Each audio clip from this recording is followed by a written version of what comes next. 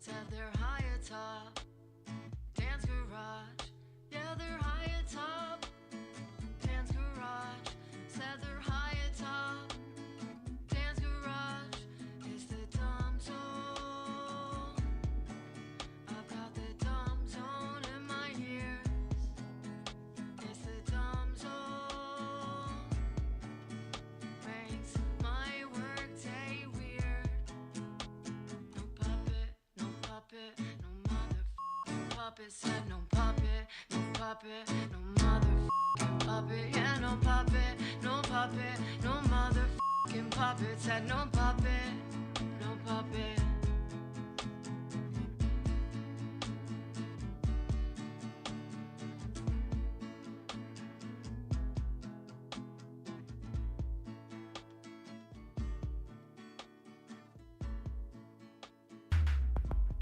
What does Blake do? What does Blake do?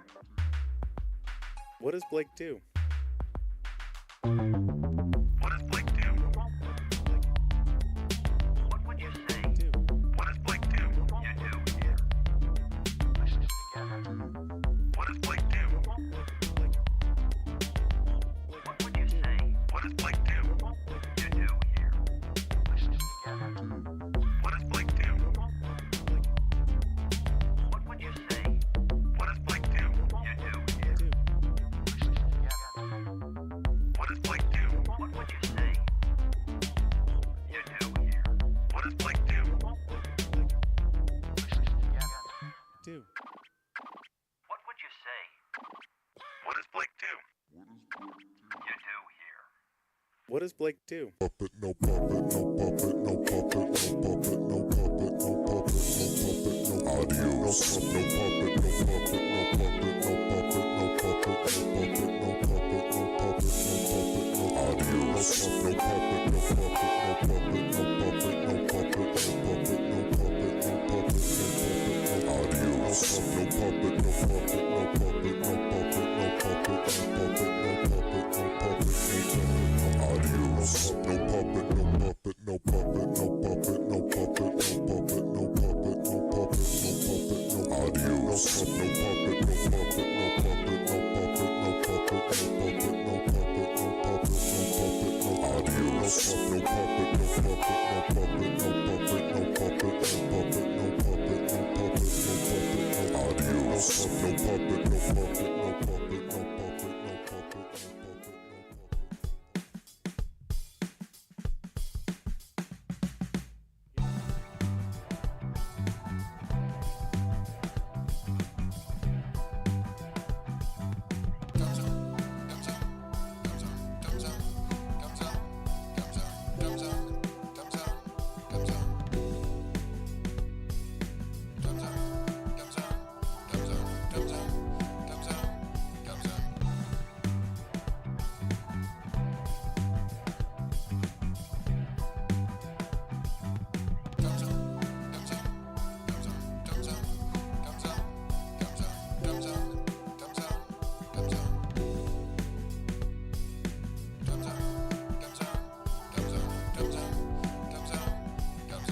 http://dumbzone.com.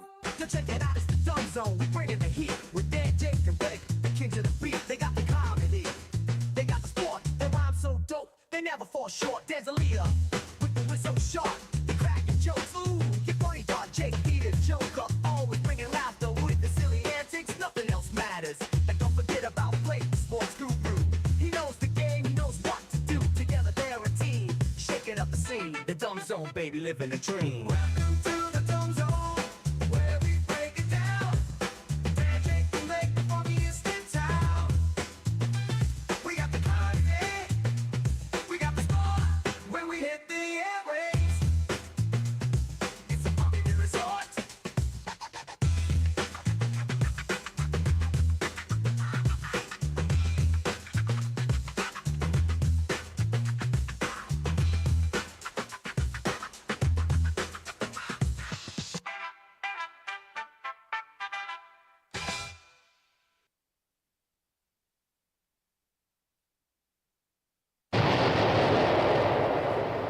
The Dumb Zone through the years has been a beacon of light in the DFW Metroplex, taking you to such destinations as Above Dan's Garage, the Alamo Draft House, Deuce Robinson's family farm, Paris, and several rich people's homes. There is always plenty of Kemp spins Yeah, on the Dumb Zone podcast, some of the biggest stars, entertainers, and political figures like Drop Beth, Ted Emmerich, Haralabob Vulgaris, Julie Dobbs, Sarah Heppola, Quincy Carter's voicemail, and former city council member Philip Kingston have appeared on the Dumb Zone podcast. Now, without further ado, we proudly present the Dumb Zone podcast, a no puppet production coming to you live via tape from the heart of DFW.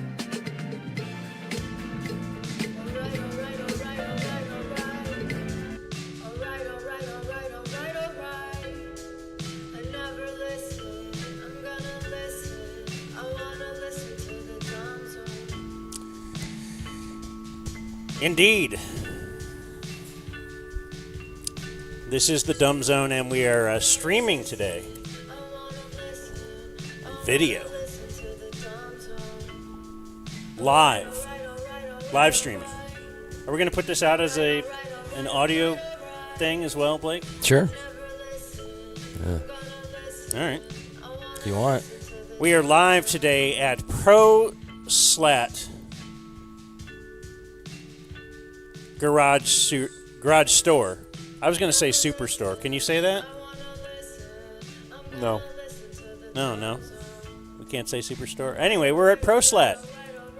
And there's people here, so let's applaud that we're here. Yay. In spite of KT. Oh, you're here early. Oh, come on over, KT. Have You a know, seat. here's the thing, Dan. You don't start with Super Target. You start with Target, and then you have a Super Target. So this is Proslat Garage Store, maybe in a year or two. Okay. Well, Proslat then, Garage Superstore. well, what can I say just to illustrate that when I walked in here, the sign outside said garage store. And I thought this is a little more. This is an exceptional garage. It's but Superstore, you're saying that's a little too far. Well, their low bar is already high, is what I'm saying. Okay. But there's still room. So you should know Proslat is going to be super. Yeah. Interesting. Yeah. Well, anyway, it is kind of awesome here if you walk around the showroom. Showroom? Can we call this a showroom?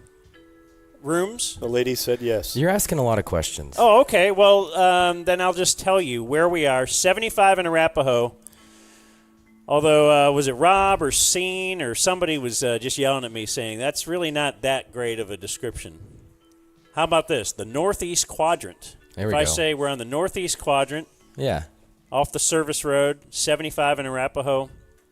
If you miss us then, like, you can't miss us at that point. There's like a Proslat truck out front. Oh, and in fact, they got, what do they call the big dancing guy, the wind thingy? You got it. You nailed it. Yeah. The dancing guy wind thingy. That says Proslat on it, that dances like D from Always Sunny. Right. Are you Always Yeah, Sunny? 100%, yeah. All right. So join us. We invite you to come out here and join the people who are already here. And we have chairs set up. Free food? Yep. Hold on. I just thought there was a food truck. Free. You just walk out there and you can eat for free. Okay, I'll be back. Where's the what's the food truck? What's the place? Tacos for free? It says taco on it. Okay, so we've narrowed it down. Now, there are plenty of places that could provide tacos via truck. How about someone that works at Proslat? Anyone know that what's the place providing the free tacos? They're like here for, I could tell you anything you want to know about a garage. Well, yeah, this is their first day. Yeah, but it's a grand opening. This has never been open. Well, yesterday I guess they had a VIP event that I wasn't invited to. A soft opening, if you will. I wasn't invited. No. Right. Your first day on the job, and this guy comes in. I'm just a pea. Asking 100 questions. Right. So is it super? And what's with the truck? Who's taco? Well, I'm just trying to prep them for when others walk in and they have questions. Uh-huh. That's what I do. I get things done. You sound a little rough, my friend. Dude. Saturday morning, Blake. He was up till 4. What were you doing? Long week. I don't know. Wife wasn't home last night? No, so I got some work done. Got the weekly wrap-up done. Work. No, trust me. I thought you did High the school weekly game. wrap-up. No, I voice the thing. That's it. And I email him the cuts, and then he You think assembles Danny's it. pulling all the segments? I thought, what else are you doing? I thought you were I don't working know with us how. now. I don't know how to pull a segment. Oh I've my been God. co-hosting for the dork that bailed on your show a month ago. Oh What my more gosh. do you want? He said he was coming back. Co-hosting. That's not that taxing, is it? Anyway, Danny did do something. Boy, it all makes sense. Scene had this idea. Who did? The great Scene. Oh, yeah. Scene sitting. Everybody's Scene. That's 690 Scene. He invented the 690, not the 69. I'm not sure who invented that. Can I produce on the fly? Don't play this? Mm-mm. Really? I've obtained some audio from the original source. That might be better. Well, Okay. well. I just need the music bed. Oh. Well, what if we do this and then we up it compare? and make it even better? Okay. Like we'll make it super. Yeah, there Yeah. you go. Like let's just debut this because Danny did this on like right here. He was sitting right here. Yeah. It was an incredible to watch. He's an incredible musician. Everything he does sounds awesome. And he's sitting here like talking into his computer like this. Okay, so you know that's going to be bad. It's going to sound like crap. He also asked me for headphones. Uh-huh. Because I needed to monitor without feeding back. I would think since Blake is a great softball player, so he always has some cleats and a softball I got bat a in bat the back ready. of his car. Yeah. Like, why wouldn't you always have, I'm always ready to do a little music production? Like, if I was you, that I would always be ready, wherever I am. Oh, Yeah. if I need to spring into action, here I am. Like you see a hacker on a show. Yeah. Always has his laptop. Yeah. Like the guy that's always They don't leave it carrying- at home. Why would you leave your headphones Right. at home? He's ready to hack. You borrowed headphones more than anyone in the studio. Well, Rob's working on mine because they broke. It's like the guy that always carries around. Who has one a- pair of headphones? A guy like this who's been Forget in the it. business for 3 decades. Why don't you just buy some more with all that money you have? Yeah. What money? Severance money. We didn't get any severance money. We just got kick in the ass. Yeah. We got like a negative severance money with I guess Lawyers. the lawyers' bills. Yeah. Well, that was your choice. You could still be over there making I used wild to ass. I used to support figs. choice. I'm not pro-choice anymore after that whole bit. I get it. So here, Scene had this idea. Danny implemented it. This is a Blake, mock-up. Blake claims he will make it even better very soon.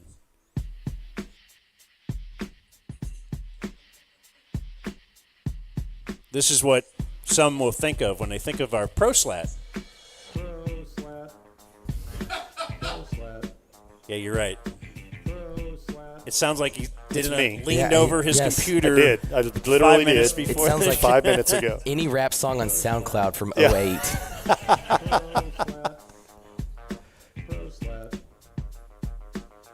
And I didn't even do multiple takes. I just said it once and then copied and pasted it. That's it. Yeah. You can just stop it now. I don't say it anymore. That was too much work. Well, I like the bed because then I think it not just leaned over the computer. Oh, where did this bed come from? It's Do you so remember? cool. It is a cool bed. Did somebody make this, or is it just some stock thing that's out there? No one knows. That's been one of the great mysteries of music production for decades. This is the bed. That means he didn't pay for it. Yeah. This is royalty the bed. free, folks. Come on. Anyway, we have a loose shell of a program planned for you today. We will talk Cowboys with Voch Lombardi. He's our Cowboy friend, and we haven't talked to him since just before the season. When, in fact, he was telling us that Deuce Vaughn was kind of the real deal and they should give it to Deuce Vaughn more. Do you recall that conversation?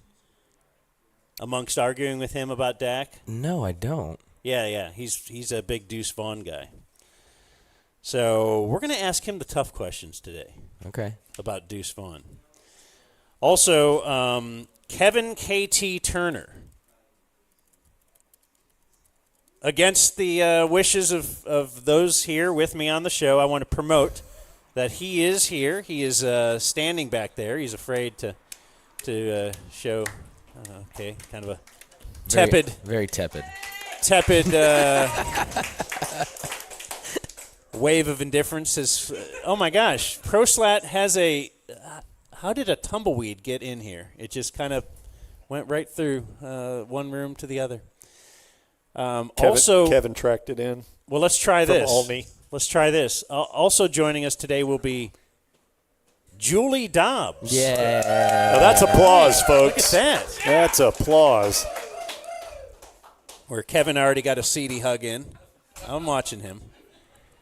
He loves to kind of like stand in the back. Like you might see him at your local playground. Just kind of standing back there, sipping on his big gulp. Can I say something about Proslat So real the quick, restraining order's over? please? You could say whatever you want about So this is Proslat. supposed to be ostensibly for your garage. I would have no problem if the inside of my house looked like this. Right? Yeah. Like this could. If No, that's you could the have a point. sink, They can I make- want this to be my kitchen. Yeah, with they cool can make metal your doors. garage look awesome. Golly, With floors. this floor. The I want my steel, house. Aren't you tired of houses without floors? Well, Well, I like this the floor. garage has a floor, but it's just a crappy, beaten cement floor. This is, concrete. what do they call this? This speckled thing? speckled floor. Spackled? What's it? Epoxy, Dan. Epoxy floor, man. Yeah, That's great. feel that. I'm going to lay on it. I'm going to eat off of it today. Yeah, they could redo your whole garage. They could make a North Texas-themed garage, if that was your bit. Andrew used to play for North Texas. Clearly, Yeah. You can't tell he's massive. He is massive. He was able to see UNT get a Okay. victory or two. Well, okay. Yeah, they beat Wyoming last week. hell yeah, they did. Bet your ass they did. Are you just finding out about that now? Were you up late? Did you see Miami? Mm-mm. You didn't see it? No. The Hail Mary? Who was it? Virginia Tech? Virginia Tech. Okay. Yeah. No, it's very controversial end of the game. I wasn't up late either, but I caught it this morning. What happened? Hail Mary at the very end of the game. Virginia Tech is losing. They throw it into the end zone. The refs so it's in a massive humanity, of course, but in the back of the end zone, someone ended up coming down with the ball, but you couldn't really even see, and the refs on the field called it a touchdown. So big upset. Miami's undefeated season is over. The ACC sucks again. And they overturned the call. Like they sent it to ACC headquarters for review. And they overturned the call. And there was really the evidence. I thought, looking at the replay, I thought that kind of extra confirms it. It looks like that guy had it, and then he got it ripped out of his hand at the very end. And that's the college controversy of the week thus far, since there's only been like 2 games. So wait till later today. Now I know. Now you know. The rest And of us. I'll tell you what, I think it's a travesty. I'm against it. Against that overturned call. Okay. Okay. Thought might get you fired up about that. Anyway, Voch Lombardi will be with us later. Now, Kevin KT Turner will be with us so that we can preview tonight's debut of The fall season. Saturday Night Live. Saturday Night Live. Because I am in an SNL fantasy league run by Kevin KT Turner. Do you even And none of my watch? draft picks. Yeah. You watch? Yeah. Okay. I'm pro SNL. I am too. And we'll probably watch Extra Hard this year just because it's the 50th anniversary season. So And the they'll movie's probably- coming out too at some point. I'm not familiar with the movie. I'm sure when we have KT on, he will be able to inform us on all things SNL movie. Oh, okay. He So knows you're a also lot. you're also not. No, I mean, not as much as him. I don't want to give you a crap description of it and then have him come on and Well, that's what we did with the music. we haven't heard the music yet. I thought that version was great. And I think you're undermining my ability to produce incredible I was the one who content. wanted to play it. Blake doesn't like you being around. I know. He thinks that takes a little of the shine off of him. only partially true. I totally get it. Yeah. Well, I love Blake, for the record. I do. Okay. I mean, he's a real sweetheart. He's got a great kid, cool wife. We also have drinks out here. Drinks? I think some of the drinks are for adults only. Okay. So that's kind of cool. So free tacos, we're saying. We're still trying to determine where they're from. Dude, I'll bet Andrew knows. Andrew's the GM here. It might not actually be from a brick-and-mortar restaurant. It could just be like Frank's Tacos. Okay. Well, then I want to know that. All this time, me complaining and no one has found. Look at Scene. Scene's getting up. He's a going to take go-getter. care of business. He's just a guy who does stuff. He gets things done. Oh, he's walking right past the Where door. are tacos from, man? Yeah. He'll figure this out. Yeah, maybe he'll grab a menu. Do they have a menu at trucks? They're usually on the Yeah, it's side on of the the- truck. Yeah, what if he brings the truck in? He could, Good. because this is a garage store. showroom, so you could actually fit a truck in here. Or quite a few trucks, I would imagine. Andrew, where are the tacos from? Okay, from the truck. Truck. Yes. It's perfect. My seed. And they're free. Okay, That's we got incredible. that. Yeah. So incredible. Yeah, we might need an early break for me to go eat a bunch of tacos. Did you have breakfast? I did, Danny. It's very important. I have always believed it's a very important start to every day. I thought you were However, going- now I've been told that you're supposed to intermittently fast and Yeah. not eat until 5. I thought you were going OMAD. I'm full OMAD. I'm full Derrick Henry except for What does OMAD mean? his requirements. One meal a day. What was that? Oh, what do you give me? How Just did- through how right did you here. not Oh, see okay. that? From Spar Taco. All right. Spar. Spartaco? Is that what it is? I don't know. Oh, okay. Is it Spartaco, Dallas? But they sell tacos. Okay, anyway. Yeah, OMAD. One meal a day, Dan. Try it. Also today, I'd like to roll over the NFL picks because I need to pick my games, Blake, for the Jared League. I'm in so many. Too many. This happens every year. I tell you every year. I'm so beaten on a Friday night and then Saturday night with setting fantasy lineups, and now I got to pick games for this Jared League. Am I out of your knockout league yet? Oh, yeah. What did I get last? Oh, Cincinnati knocked me out. I think I'm now out of all my knockout leagues. I was in 5 different knockout leagues, and by week 3, I'm now out. Or it's going to be week 4. I think there's only 20 people left in the dumb zone knockout. Really? Yeah. What did it start with? A whole bunch. 700, 800, something Oh, like that. really? Mhm. Wow. I'm still in my kicker knockout league, and this is That's- something I could have. No, that's not a thing. This is something KT can speak on too, because it's so confusing. You would think KT came up with the rules, but it's actually like a friend of KT's, and it's also kind of a good bit. But then I just can't understand. Like, I think my kicker is missed twice, but like I'm still in the league. But I'm like on Nope, that makes sense. they call it the edge of extinction. Like No now way. there's No like way. 3 different categories for how you get out of this league. And there's one level, and then there's different color coding when they send out the thing on who's finally out and all this kind of stuff. It's kind of like you Is can this never true? lose this league. Did you do this? It does sound like something you'd come up with, though. Yeah. Come over here, man. You guys against this? No, I love KT. He could talk to Voch with us. the best. I'm against it. You want to sit on my lap? You know who Voch Lombardi is? We're going to introduce you to him in a minute. Do you guys want a break to get Voch ready, or you just want to pop him in? Whenever we get him, okay. Am I supposed to send him that link? I did. Here, have a seat, KT. right. Thank you. Use your leg. No, Hey, right there, nice right there. hat. Oh, thank you. Hey, it's Kevin KT Turner. Everybody. Hi, everyone. I'm only here because Blake asked me to come out and sign some autographs. So, And you live a block away. yep. Happy 1-year anniversary, Blake. Jesus. Thank you. That's right. Thank you. Blake is 1 year and a day now. With What a day yesterday people aren't really was. into that either. Jeez.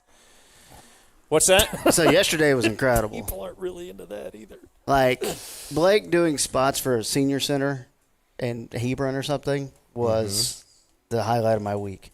I drove a lot of business to them. It was great, man. And I think I quit the ticket in 2013, so I never really picked up that you, like, might have sounded like that. So I don't know if people, like, made fun of you for that or whatever. What do you think? I'm assuming they did because radio is really just a test of how long you can take getting kicked in the balls. But So how Blake sounded 10 years ago. Oh, we're doing this again. What? Since 1976, Orthopedic Associates has provided all-inclusive orthopedic services and expertise to Flower Mound and Louisville. With 8 board-certified physicians in orthopedic specialties, Orthopedic Associates offers a full spectrum of musculoskeletal care, along Nailed with it. in-house physical What did you say there? and state-of-the-art Musculoskeletal. technology, including our digital imaging and open MRI, and an on-site surgical center for more patient convenience.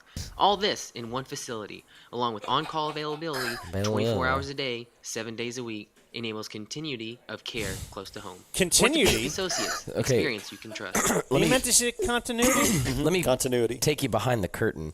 I had nailed musculoskeletal, and I thought, whatever happens for the rest of this, Okay. it's gold. Yeah. I'm taking it. And again, that wasn't live. You had one chance at that. That wasn't live on the air. No, and that this was is- like after a bunch of takes. I didn't know anything about editing, so I thought, got to do one spot, or, one take. Yeah. And so I nailed musculoskeletal. I'm like, yes. this is such And good just ran with it. Southern charm coming from you. It was so good. I was crying last night listening to that. I don't know. Why? And that's- Because you could relate in a way? Do I sound like that? No, I don't sound like that, do I, Danny? No, but you don't have your classic radio broadcaster voice, which is great. Yeah, Eric Nadell taught me a long time ago. You got to get that out. Well, you got to train yourself not to talk like that Right. because he sounded like a New York guy when he came here. So Eric Nadell's not from Texas? who would have known? Who would have known? He's synonymous with the Texas Rangers. True. Some would say a Hall of Famer, a Texas Ranger Hall of Famer. Also, he's in the Hall of Fame. He's in the real one, yeah. Yeah. Any chance we can get in that? The Baseball Hall of Fame? Yeah, what would we have to do now? What could we innovate? Like hit 600 home runs? Like, we could possibly get in the Rangers Hall of Fame. We'd have to be hired by the Rangers, and we'd have to, like, stay there for another 30 years or so. That's kind of the way to get in it. Like Groobs. Groobs could have been in. Could have. And But they would have had to put him in posthumously. Groobs? Yeah. Why? What do you mean? Because he's Groobs. You don't need to feed that ego anymore while he's alive. You want to talk to Voch? I do want to talk to Voch. Joining us now on our live stream is the great Voch Lombardi. Hey, everybody. Voch Lombardi. Let's, we're out at a remote today, Voch. Stand by. Hold on, we're waiting. Hold on, we got to get your audio fired up. A little something going on our end. So I guess keep talking. Still nothing. Can you sign language this interview? Sure. Yeah. Oh, okay. I understood one of those things he said. Uh-huh. Well, let's just imagine Voch is talking about the Dallas Cowboys, because that's what he does. If you search Voch Lombardi on YouTube, I think he's got 6 figs in the followers. Really? Yeah. I believe so. And the pocketbook if he's working at All City. And so it sounds like we have close amounts of followers, because we have 5 figs, Hell yeah. right? Uh-huh. Does that mean we're just 1 fig off of his follower count? We just need 1 more. Yeah, we're right there. Or 90,000 more. Either way. That's what's always funny to me when you look at some of these owners, like Cuban versus Steve Ballmer whenever they were playing the Clippers in the playoffs. Like, Steve Ballmer, $5 billion, Cuban, $2 billion, or something. Mm-hmm. That figures off. And you think, oh, that's kind of close. Yeah, he's only No, a it's couple. not. It's $3 billion off. It's so much money. You ever seen the graphic that they'll do where they'll have a pile of money that's $1 million, and then a pile of money that's $10 million, and then the pile of money that's $1 billion, how ridiculous it looks compared to 1 to 10 million. It's crazy, Dan. Graphs are crazy. Yeah. What's up with graphs? You like graphs, KT? I love graphs. I love stats too. I saw today that if you made $7,000 a minute for the next 10 years, you would still not have as much money as Elon Musk has. What about 7,000 a year? That's where we're at. Yeah, not a year. 7,000 a minute for 10 years? Yeah, or something like that. It was also the same account called World of Stats that said 30% of people refuse to sit on a public toilet seat. I can hear echo. Hey, there's Voch. I hear a voice. Hey, Voch. What's up? What's up? What's up? Yeah. I can hear me though. Let's cheer Voch and Video Man and just technology for allowing this. We can hear you, Voch. I can hear me still though. I got an echo real bad on my side. Okay. Well, we'll work on that. It's all good. And then I guess you could tell us when you don't. Again, we are at the northeast quadrant of 75 in Arapahoe. Okay. You were talking about toilet seats, Kevin. Go ahead. Was I? Yeah. Yeah. I don't Stats, graphs, 30% people. Oh, yeah, there was a bunch of weird ones. Yeah. Okay, what is this edge of extinction? Okay, is that real? Yes. So if your kicker misses twice, then the group now votes who your kicker is for the third time, and then if you miss that one, you're gone. So and everyone types, and it is a beating because a lot of people do chime into the emails, but they are basically voting for why they think. Email's a long thread. Yes. Yeah. And it's about. I don't know the guy who did this either. It was Skin's the one who tipped me off to it. Oh, okay. And I think he's like, boy, this seems really confusing. Let's tell KT about it. Yep. He'll love it. And it's fun. But yeah, so everyone votes, and they vote on the crappiest kicker, and then you're finally extinct. So you've missed twice. I don't know. It's so hard. Now I got to go find who's Joey Sly played against last week and see if he made any kicks. It's just a beating.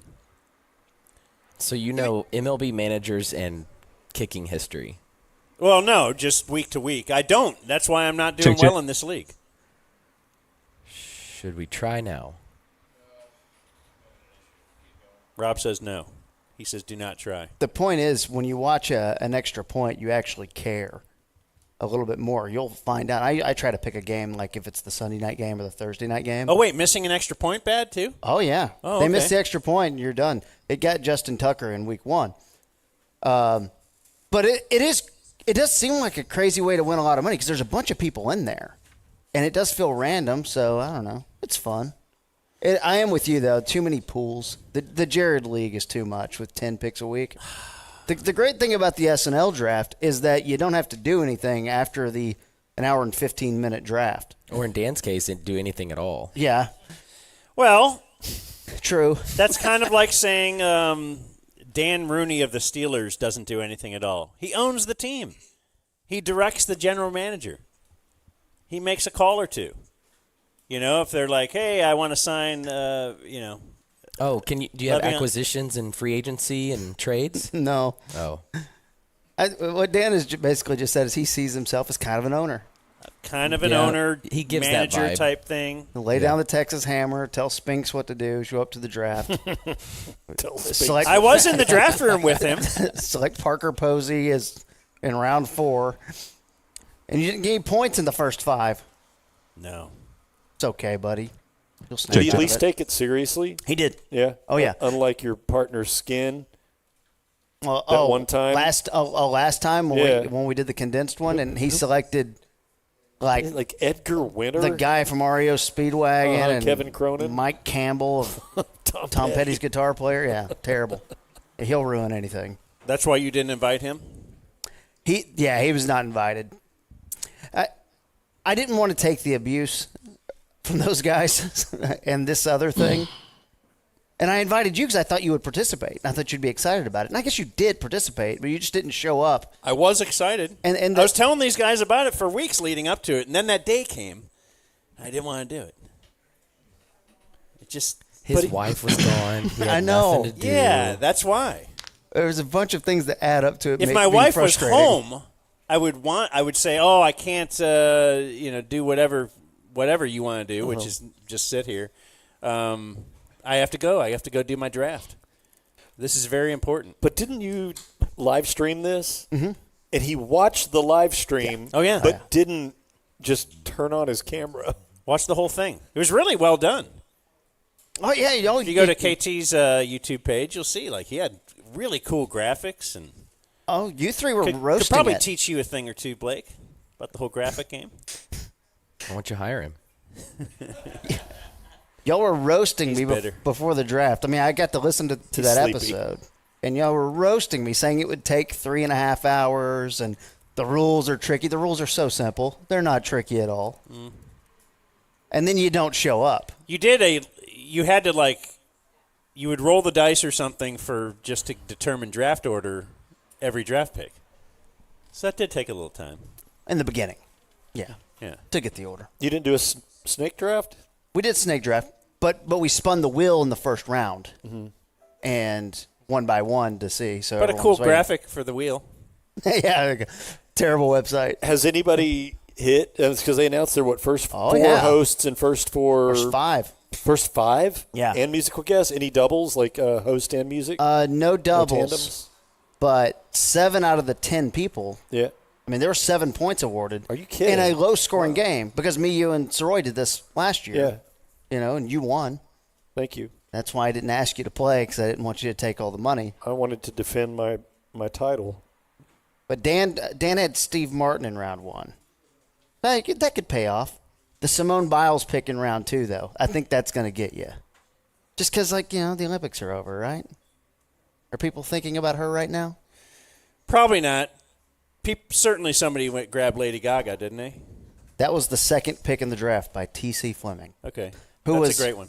videoing a Quaker City Nighthawks concert at the time of the draft and still made it to the draft. Did anyone get 2 points?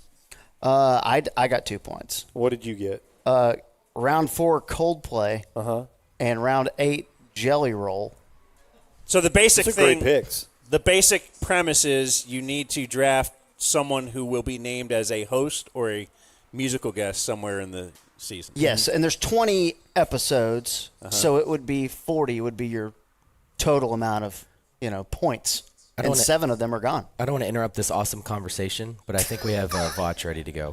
He actually does want to interrupt it. We have Voch ready to go. We have an irate Voch Lombardi. Sorry, after the technical difficulties. Let's see if we have you. Voch, do you read me? What's happening, fellas? We good. KT, what up? Big fan. There Nice he to meet you. is. Voch Lombardi. Not echoing with us. Not echoing with you. We're all good. We sound good. What's happening? What's good with y'all? How you doing, man?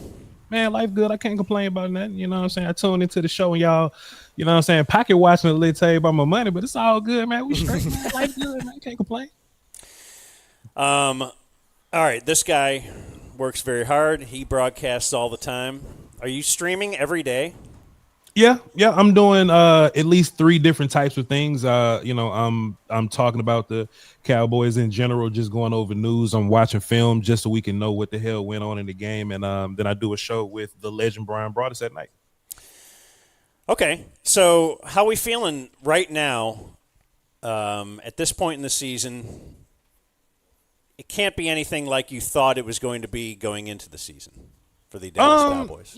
I'm trying to fire Mike McCarthy and all that kind of stuff. But besides that, I mean, it's you got talented dudes that aren't playing in a very talented way. I mean, you have guys. Some of those guys are hurt, by the way. So I mean, these next few weeks would be weird. But yeah, you just got dudes that aren't living up to what they do. They're shooting themselves in the foot. The biggest Cowboy beater right now are the Dallas Cowboys. It's not like you have a terrible roster like a Panthers type roster or anything like that. I just think that your offensive play caller is making some mistakes, and I think that your defense is kind of overcoming some of their elements. But they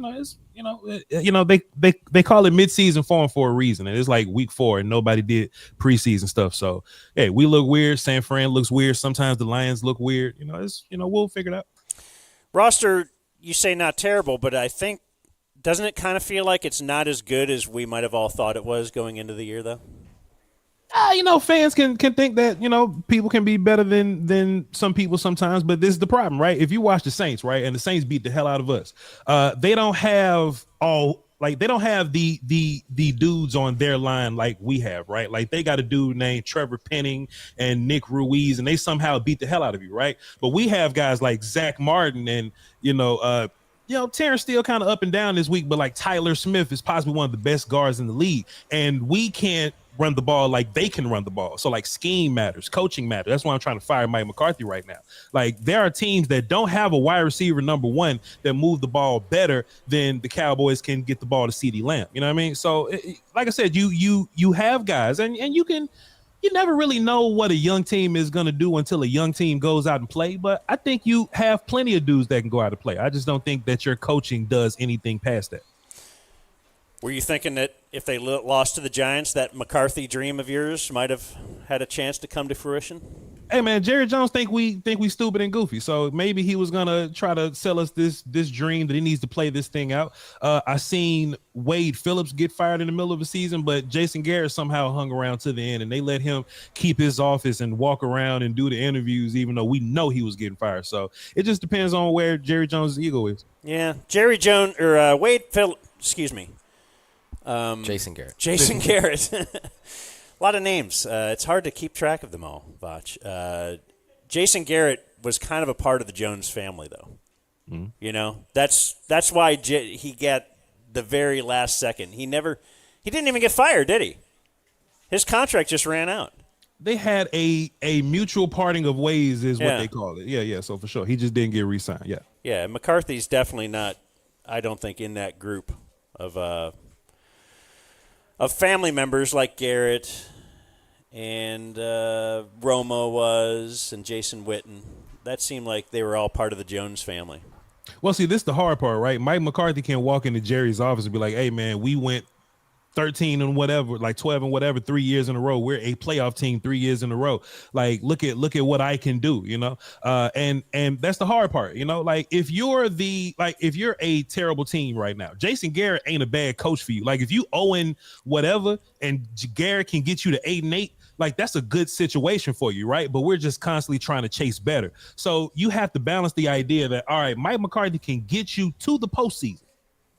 If you fire him, you have to risk that your next coach is trash and can't get you to the postseason, right? You want the coach that can get you to the daggum Super Bowl. How many coaches can get you to the Super Bowl from the first round without you heavily risking, being a wild card team, but being like a top 10 draft pick type team or whatever, right? So it's a weird balance, but I think you have a franchise quarterback. I think you have a talent-filled roster. I just think you have a dude that runs hitches, slants, and curls 50% of the time on offense. When we watch these other teams and their fun little offenses or whatever, we see all this motion. Sometimes we see double motion, and we'll be watching teams play against us, and we go, man, boy, how did this team get this dude wide the hell open? How this tight end get open and with like nobody around him? The Green Bay game playoffs, right? Like all these wide open dudes. The Cowboys don't do nothing like that. The Cowboys seem like they're fighting for their life every single play. And I think that goes to coaching and scheming and play call. I actually don't have a problem with Mike McCarthy, the head coach. But if Mike McCarthy want to keep his job, he need to go find one of them Shanahan tree kids and just hand over the reins to him. In my personal opinion, I ain't nobody. They kind of had one. Who? If you want to count Kellen Moore. Nah, Kellen Moore was he was a young up and comer, but he didn't really have like coach experience like that. He was just a dude that played backup quarterback for a couple years, and a year later he was a quarterback's coach, and a year later he's calling plays for you. It's not like, you look at Mike Shanahan, right, who's technically a young coach, but he's been coaching for like 20 years or something goofy like that, right? We saw Kellen back up the quarterback that's playing quarterback for you right now. So he doesn't have that, that backing behind him. And even still, right, you can watch the Eagles right now and see Kellen Moore's problems. Kellen Moore will get you a bunch of yards. He'll have you like a top 5 offensive team or whatever. But when it's time to run the ball, he'll throw it or something like that. When it's 4th and 1, he'll line up in empty and try to throw it deep or something. Like Kellen does goofy stuff like that. And that goes back to situational football, and that goes back to that balance of, hey, if you're a bad offense, you love Kellen Moore. But if you're a good offense that's trying to turn it to a Super Bowl offense, Kellen Moore leaves a lot to be desired. In my personal opinion, I ain't nobody. I'm just a dude with a microphone and a camera. It's just my thoughts. I'm just saying. Yeah. Well, you asked a question. I think it was rhetorical. But there is an answer to it. The how many coaches, can you find that could get you to the Super Bowl, but you would not really be risking not even able to get you to the playoffs. There's one out there that I feel like would take this job in a second, because with this roster, just in a couple of years, he could end up with the NFL record for most wins of all time. And man, shouts out to Belichick. I think he can do something, but I'm not really trying to hire the old man coach anymore. I think, the league is moving towards these young guys with the innovation and all that. Like, if you're 70, you're not going to be staying up 3 a.m. trying to figure out a new offense or try to figure out what, you know what I mean? Like, you're an old man. Like, Nick Saban ran out of a lot of this steam for the nonsense that's going on. I like these young, hungry coaches, right? Like, if you look at, Bobby Slowick, Ben Johnson or whatever, right? Those are some young dudes that you can hire to be your head coach, and they can bring that top tier offense with them. My problem with Jerry Jones is when he goes, oh, I like experience. I like skins on the wall. I want somebody that's been to a Super Bowl before, and that's cool. But when you hire like Rex Ryan or like talk to Rex Ryan or like Ron Rivera and like, my man who used to coach the Bengals, Marvin Lewis or whatever, right? When you interviewing those guys, I'm like, man, I think that's hustling backwards a little bit. I would much rather go for the young coach. And look, this ain't me poo-pooing on Belichick. Belichick's the GOAT. He's the greatest coach of all time, whatever. But I just think that you should probably be looking for a coach with a lot more youth in his energy and all that. Well, what if you have a coach, like if you have Belichick, who's kind of a, known disciplinarian or organized dude and has a real culture and vibe about him, and would he be a type of coach that would hand over his coordination responsibilities to some of those younger guys as far as play calling and defense? Because you're describing a guy that's running the defensive side of the ball right now, Mike Zimmer. I mean, that dude's been around for like 50 years. Sure. And if I had Bill's number, I'd call and I'd ask, well, hey, Bill, would you hand the playbook over to some young coach and all that? I mean, sure. I mean, we just talking back and forth trying to figure it all out. I just don't know what Bill's gonna look like when you're removed away from football. But right. I know these young coaches, Mike McDonald, that's coaching with the Seahawks now. He was the Ravens guy. I'm trying to find somebody like that. And to your point, though, I kind of do like my defense coaches to be a little bit older. I do like the older coach that shuts down the little goofy little motion stuff that we like. If you look at the Vikings right now, right, Flores probably can't be a good head coach with the Dolphins because he thinks his quarterback is soft and he tells him that to his face. But he goes to the Vikings, who ain't got a whole bunch of talent, by the way. Like, they got some solid dudes over there, but they don't have a Michael Parsons, DeMarcus Lawrence, Oso Digizua, Trey. Like, we got dudes on our defense, and our defense isn't as good as the Vikings defense right now because they got a dude over there. So to your point, fair enough. Maybe an old man can work as a coordinator, but I'm just looking towards the youth right now. But that's my own personal opinion. I could be wrong. I'm just doing the microphone. You don't think Belichick dating a 24-year-old gives him a little energy at night? Yeah, there you go. Or takes it away.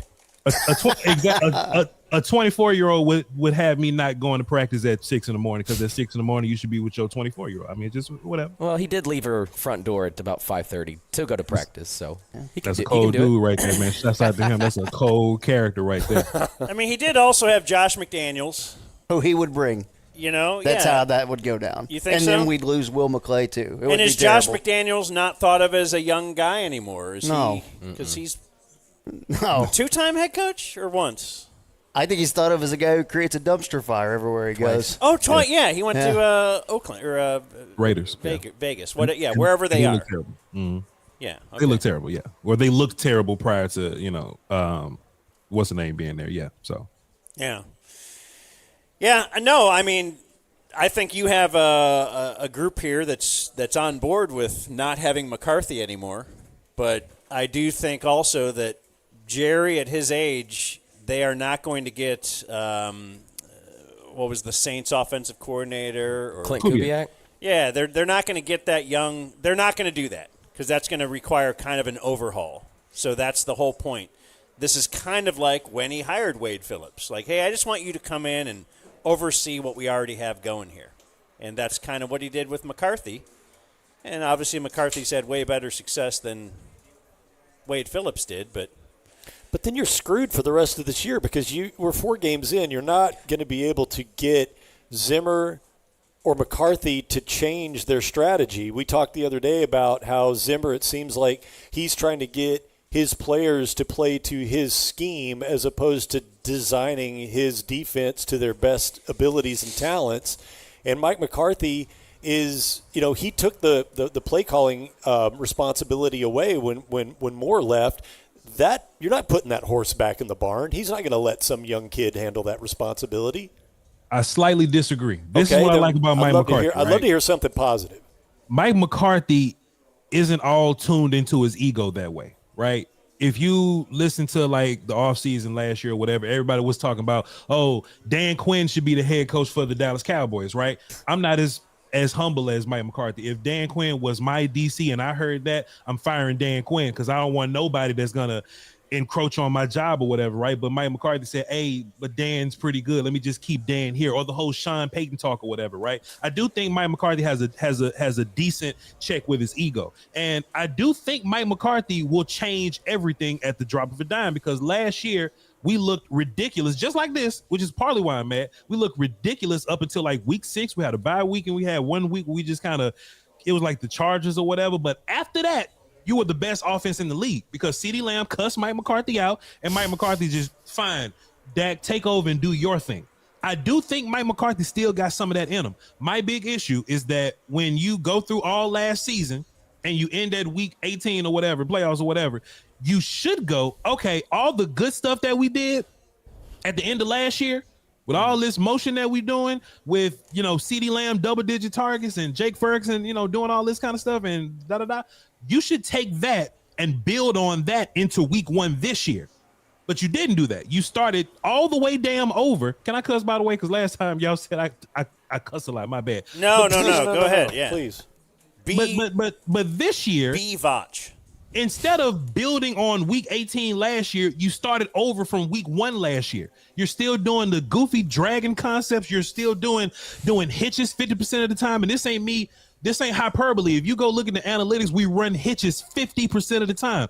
I can play defensive back in the National Football League if you run hitches 50% of the time. Because if you run a slant one time, I mean, the next time your ass run the hitch. You need diversity in your offense, and you needed it last year. And Mike McCarthy got cussed out allegedly by CeeDee Lamb, and he said, all right, man, y'all do your thing. We'll do this, and we'll build upon that. And we built upon that, and it was a fantastic offense. So I do think Mike can change. I do think Mike has the lack of his ego type of thing or whatever to go, all right, let's do what works. I just don't want to wait all the way to week 6 to do it. We could have did this in week 1 and been fine. In my personal opinion, I don't know nothing. I'm just saying.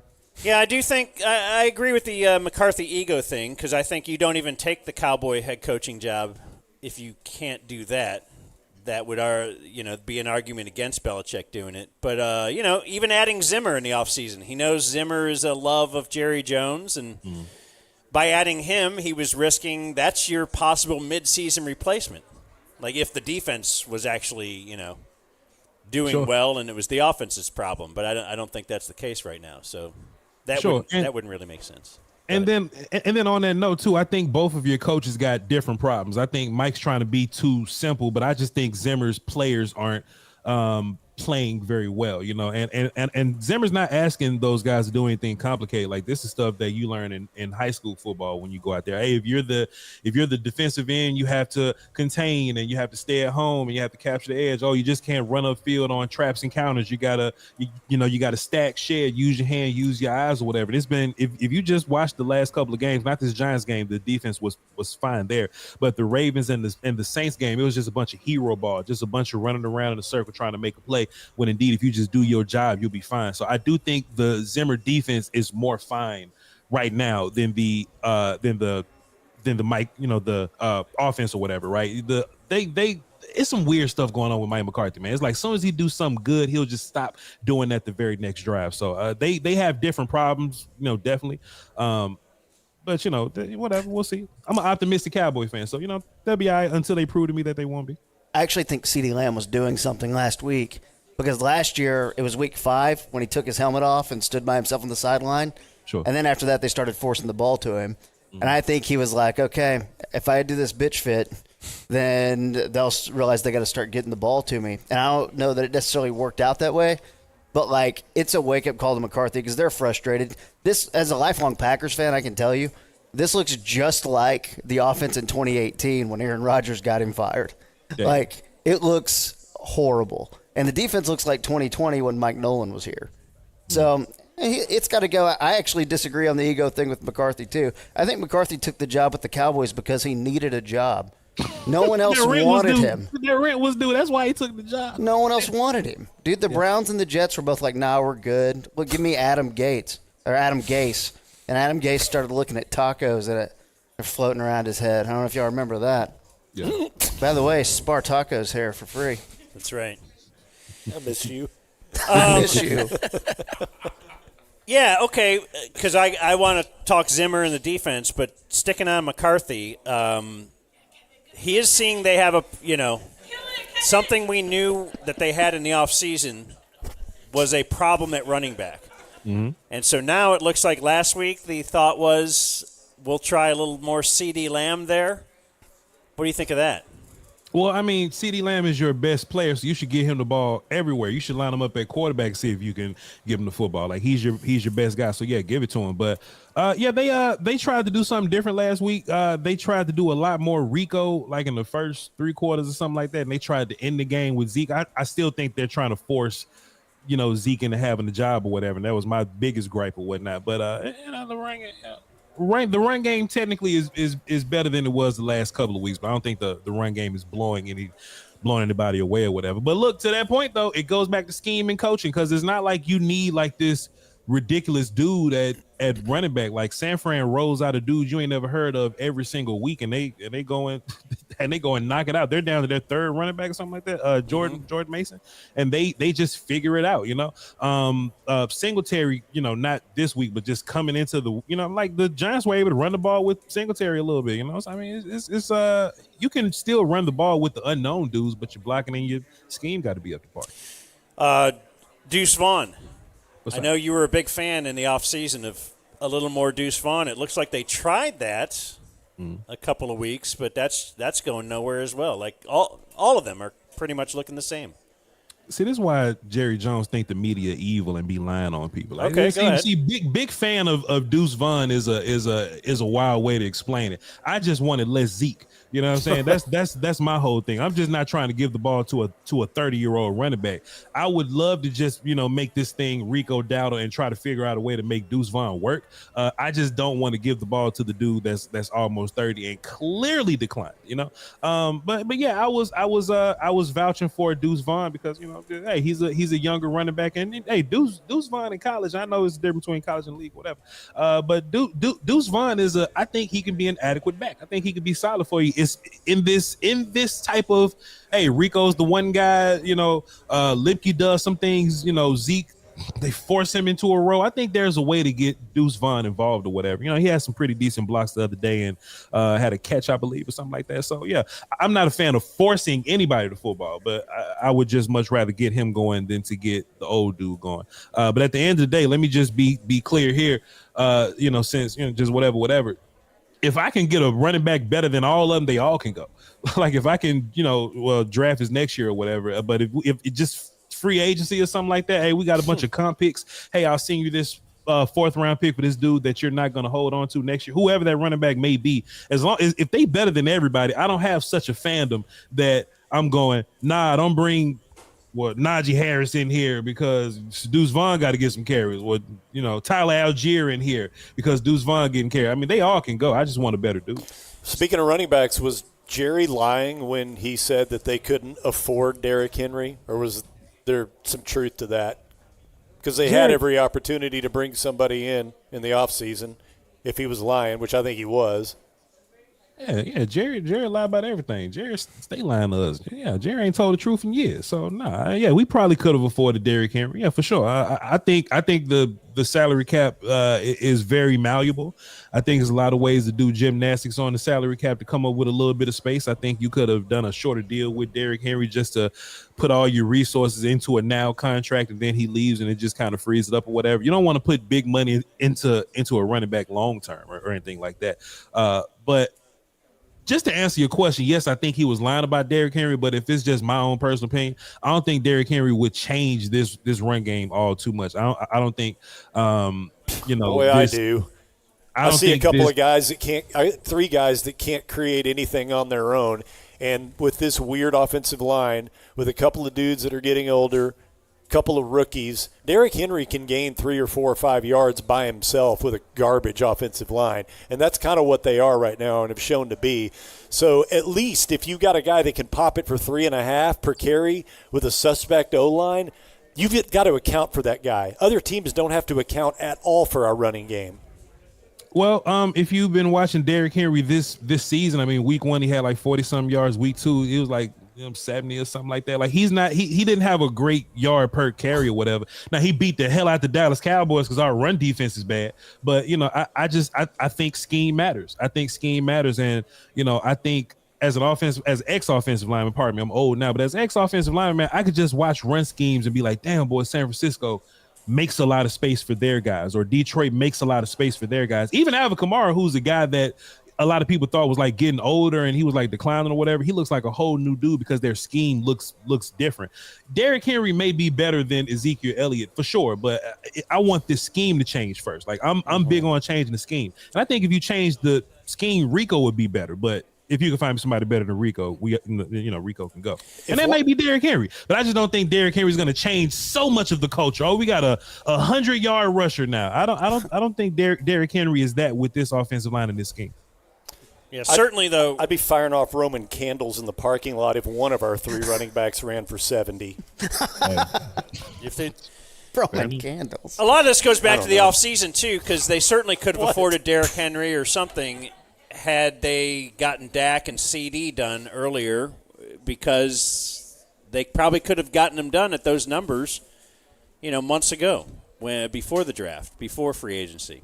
And I wonder, you said earlier, you were talking about Zeke is almost 30 and clearly declining.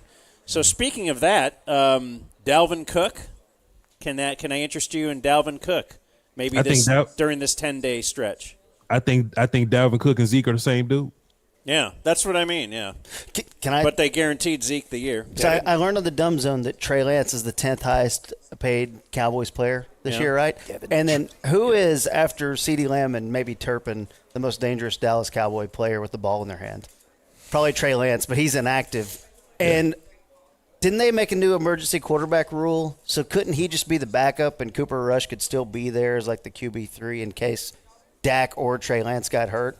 Because you could do everything in your power to, get the ball in the hands of your most dangerous people instead of making him inactive each week and paying for him.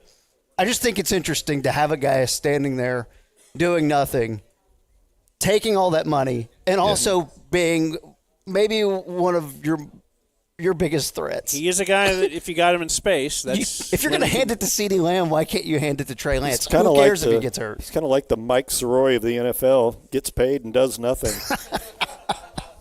We don't want to do nothing fun, man. I think that's a fantastic idea. I was watching Trey, and camp or whatever, just running around. He's just a big, graceful dude. I'm like, man, just let that dude be the running back for a little bit. I think he'll be better than some of the running backs we have on the team for sure. But you can't have him as the backup. And if Dak got hurt, Dak got hurt, we losing anyway. Well, but then you can't put in Cooper Rush then. If Dak got hurt, also Trey Lance got hurt.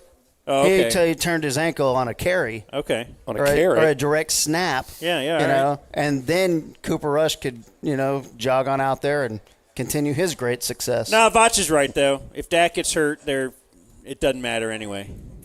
Although Cooper Rush, it is an option that you have, though. He doesn't have to be inactive standing there. You're right. He could. No, that's not a bad idea. Put him on the field and see. And I think now let's go right back to you wish there was the young Shanahan, innovative Mike McDaniels, whatever type. Yeah, that guy might think of that. Taysom Hill does it. Taysom Hill does it every single week. I was watching film on him. Hide him as a position player. Yeah. Hide Lance as a position player. Quarterback, tight end, fullback, wide receiver. Taysom Hill does all that. Teams too, kick return, all that. Yeah. So yeah, we could be doing that, but we don't want to have fun. We don't want to do good things. We just want to pay all the money to a backup dude that ain't active. It is what it is. Unbelievable. And he was there, that 4th round pick that you probably could have addressed running back. That Jets running. Braylon Allen. Yeah. Braylon Allen's fantastic. Braylon Allen was picked after your pick. I need him. That you didn't have. To the defense, then. He's wild. Was I reading that Micah might be out a few weeks? Couple. Yeah. He says he says he'll be back, I guess, for Sunday, but all signs are pointing to at least 2. Possibly Is that what Micah you're out? hearing? And Tank, too, right? Yeah. Who knows about Tank's him? worse, yeah. He may be Okay, the so whole now if season. you say Mike Zimmer is really not the problem, it's the players. Yeah. Take like the best player away, and things don't look good in the near future, does it?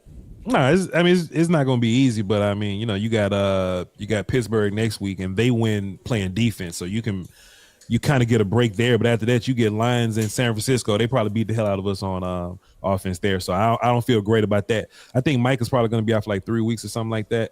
D-Law is probably looking like 6 for him. That's his, because this is like that's his same bad foot that always gets hurt. So it'll probably be a little longer for him. So yeah, I ain't got a whole bunch of faith for these next few weeks, but I feel solid about Pittsburgh though. If you can score points, which I don't feel solid about because of Mike McCarthy, then you can probably beat Pittsburgh or something like that. But I think the Lions and the 49ers gonna have a little party with you.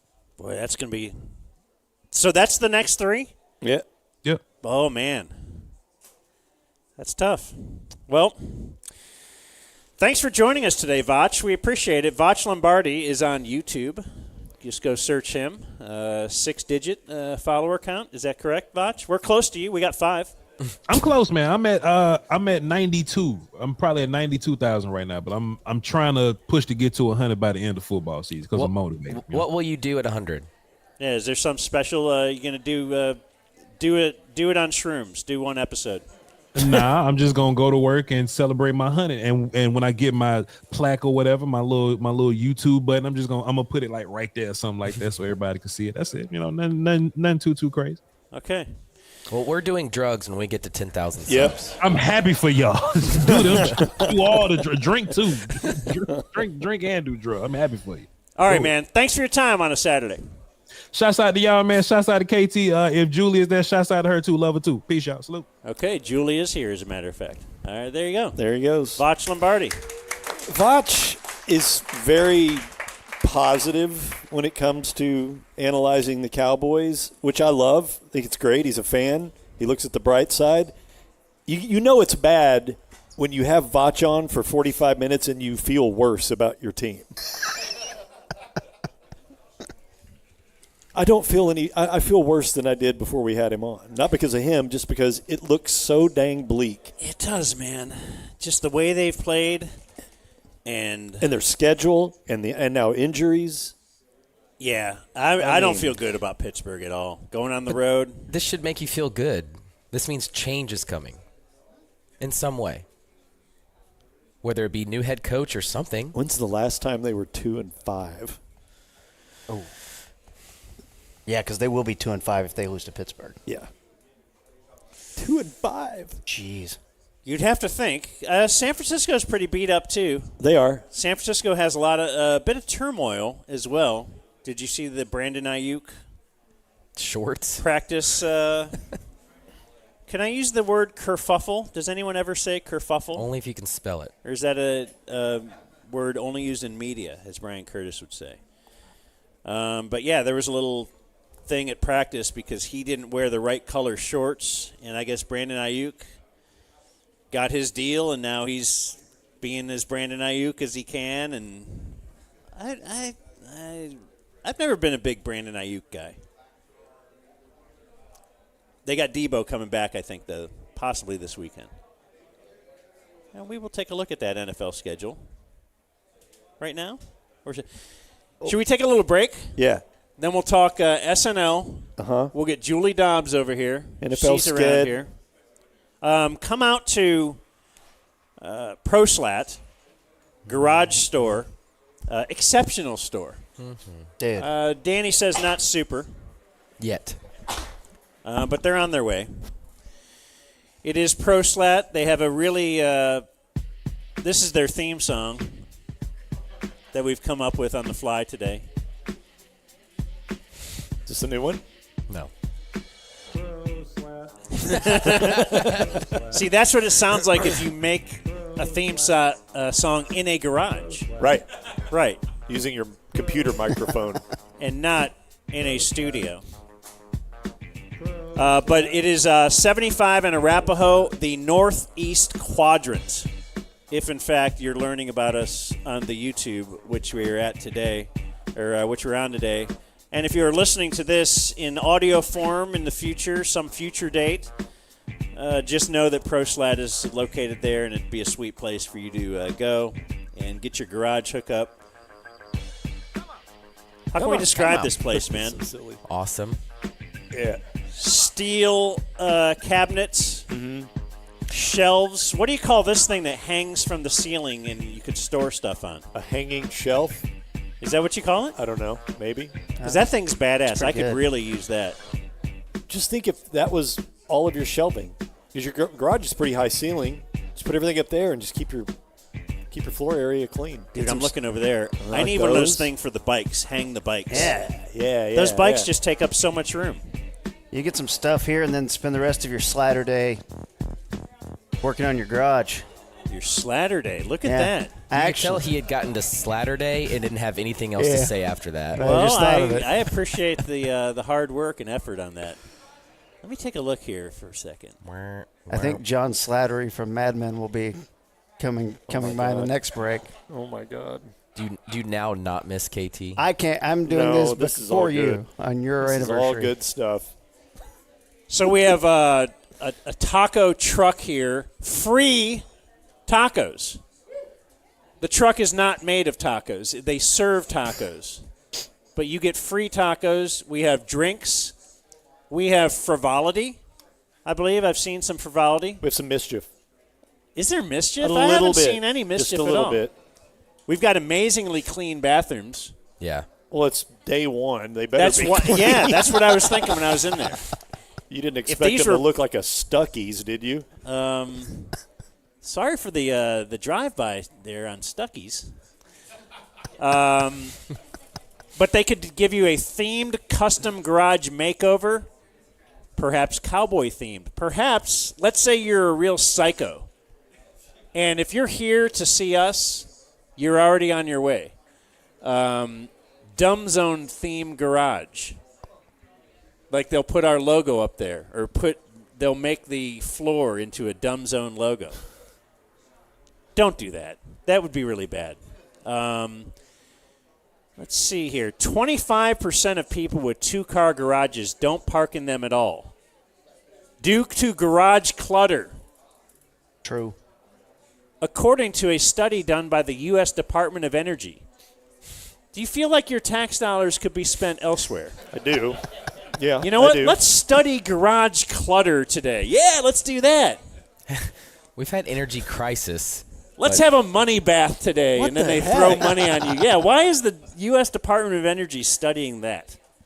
You just walk into some Congress office and go, Jim, I've got a task for you. A third of people with two-car garages don't park in them at all. At all. At all. I have room for one in a two-holer. Same. And you know what most of the other crap is? Like stuff that Malcolm can't wear or play with anymore that I just need to give away. So if you got a kid that's like 2, call me and bring a truck and you can have everything. I might even throw in the baby. No, I'm kidding. 89% of garage owners would like to improve their garage spaces. That's me. That seems like a low number. I am right in. So 11% of all garage owners I'm good. are like, yeah, my thrilled. garage is fine. I have Well- I have no need for Proslat. Those are Proslat customers. And if they're not, There you go. they walk in here, they're changing their vote because they don't have a garage that looks like this place. No. Hold on. There's a question here on this copy point. Would you rather not be among the group of homeowners who avoid opening their garage doors when the neighbors are around? I think that's maybe rhetorical. Of course you would. You don't want to be among that group. Why? Yes. Oh, I want to be among the people who are embarrassed of my garage. I don't want that. Nobody wants that. 52% of homeowners want to have a garage their neighbors envy. So 48% of homeowners are like, Yeah. Nah. I don't need my neighbors. I'm not worried about that game. But I have a I have a neighbor named Steve who has an immaculate garage. Like is it OCD when you just have to keep everything clean and organized? Like, it looks like this showroom. I envy Steve. And I've often thought, boy, I would love for somebody, when I open my garage door, to have that same feeling that they have when I see Steve's garage. However, I'm not like Steve. But if I get Proslat, I will be like Steve. So the main copy point is to be like Steve. That's their slogan here at Proslat. Be like Steve? Yeah. Who has an immaculate garage. You're ready for Proslat because your garage is already pretty neat. Wouldn't you say? Dan's garage is quite tidy. Yeah. But it doesn't look like as cool as it could. No, it's because he doesn't have all this badass stuff. I need badass stuff. Badass garage. Like, you know how people have given us gold shovels? Mm-hmm. Look how you could hang it up right over there, just on one of the Proslat thingies. Yep. So when you go to Proslat, ask for the thingy. Say, hey, where's the thingy that I can hang the shovel on? And they'll, right this way. Come with me, sir. Yeah. And they'll show you. And they'll be like, you could put a rake on there, not just a shovel. And I'll go, no, I want the shovel thingy. I don't want the rake thingy. Anyway. That's a lot of copy points for Proslat. Can I go eat a taco? Let's go have a GD snack.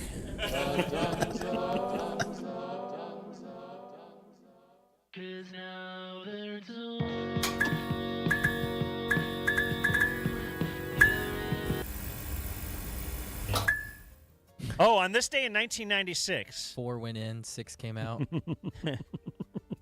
President Clinton signed a bill ensuring 2-day hospital stays for new mothers and their babies. And so at first, your women were like, oh, this is so great. This is great for women. And then Clinton kind of looked and was like, okay, yeah. Oh, no, this is for women. I love helping women. Because, How? This was... I put a lot of them ladies in those hospitals. This was all for the dude, though. That's not what I heard. Yeah, because broke one damn near in half. One of the great days in my life... What you did didn't put women in hospitals. One of the great days of my life was you don't know me, Blake. The day my second baby was born. And it was a C-section. Oh, yeah. Keep and talking. So because of that, she had to stay at the hospital overnight for a couple of days. And I have another daughter, so I had to go home. And that's when I went that night and played Tiger Woods online with some dude I know in California. It was great. What a night. By 9 o'clock, I'm sitting there just online video gaming. You're on 4, par 5. She's in the hospital. With her belly sliced open. Open. Give you a baby that you put up in there after wallowing around on her for maybe 3 or 4 minutes. And there's old Dan at home just 2 under. A month later, she would be really Maserati pissed. or wherever he is playing COD. Because TPC Saltgrass. this was late night Dan era, so I would stay up until 3 in the morning and then wake up at about noon or 1 whenever I felt like it. So amazing. But I had a young daughter. I had another 2-year-old at home, 2.5 years old. So I called the babysitter and said, hey, you think you can get here by 6 a.m.? And she said, yeah. So you could, all right. So you could go back to sleep. So I back to sleep. I just never got up. I just said, all right, I need you for about 6 hours in the morning. And so she showed up. And my wife didn't know about it until she hired that babysitter again, 2-3 weeks later, whatever, a month later. And she referenced it. And then my wife's like, wait, what? Because my wife's like, I haven't seen you in 2 months. She's like, oh, yeah, I was here just a little while ago. You were? Oh, yeah, it was. And then she gave the date. My wife put it together. Wait, that was the day? I had a baby that day. So that day, yeah, you know what? You just got to do some things for yourself. How did that go over with your wife? Was she cool with it? Oh, she was so fired up. She was so happy. She was like, you know what? I think that's great that you paid the babysitter. But did you tell her you set a course record? I was so good at Tiger Woods golf.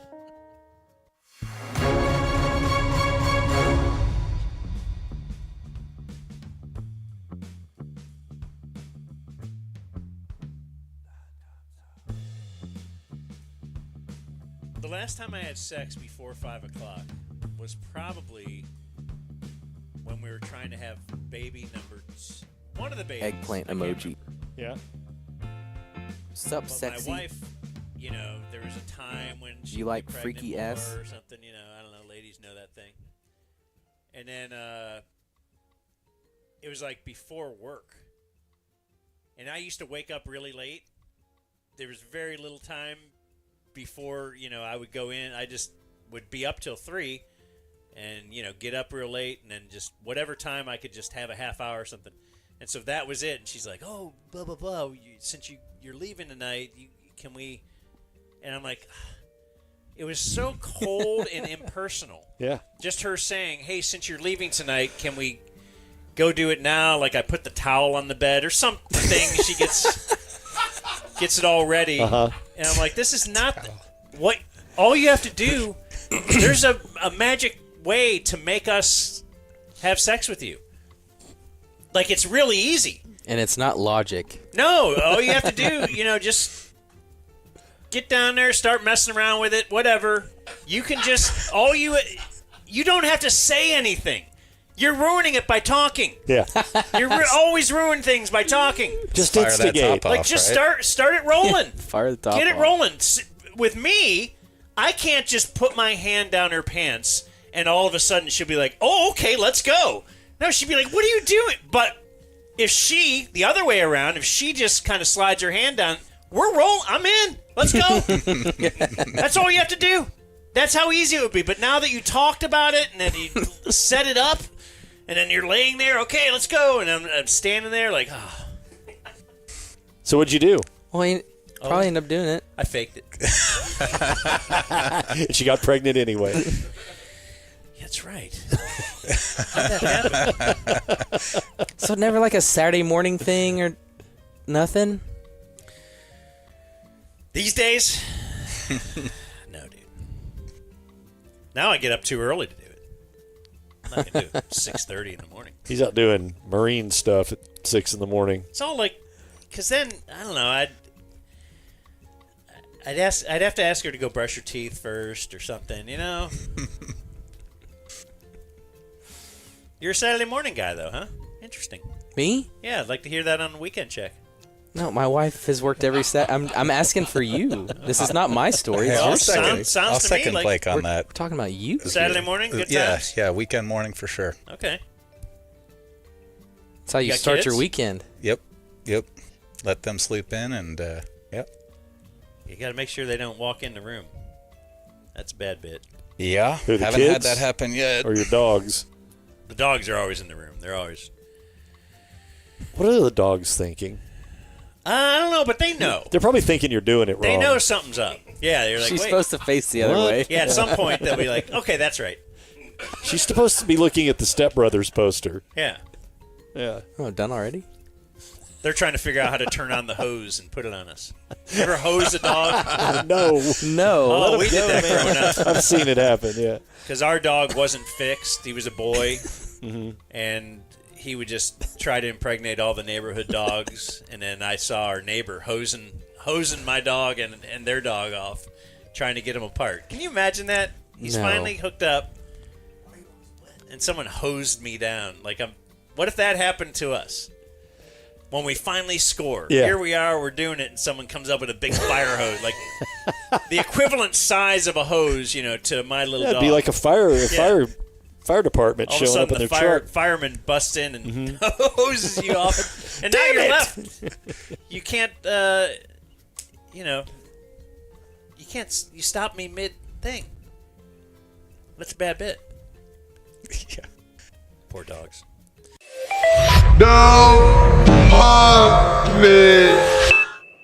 And we heard, I played you a clip. Here it is.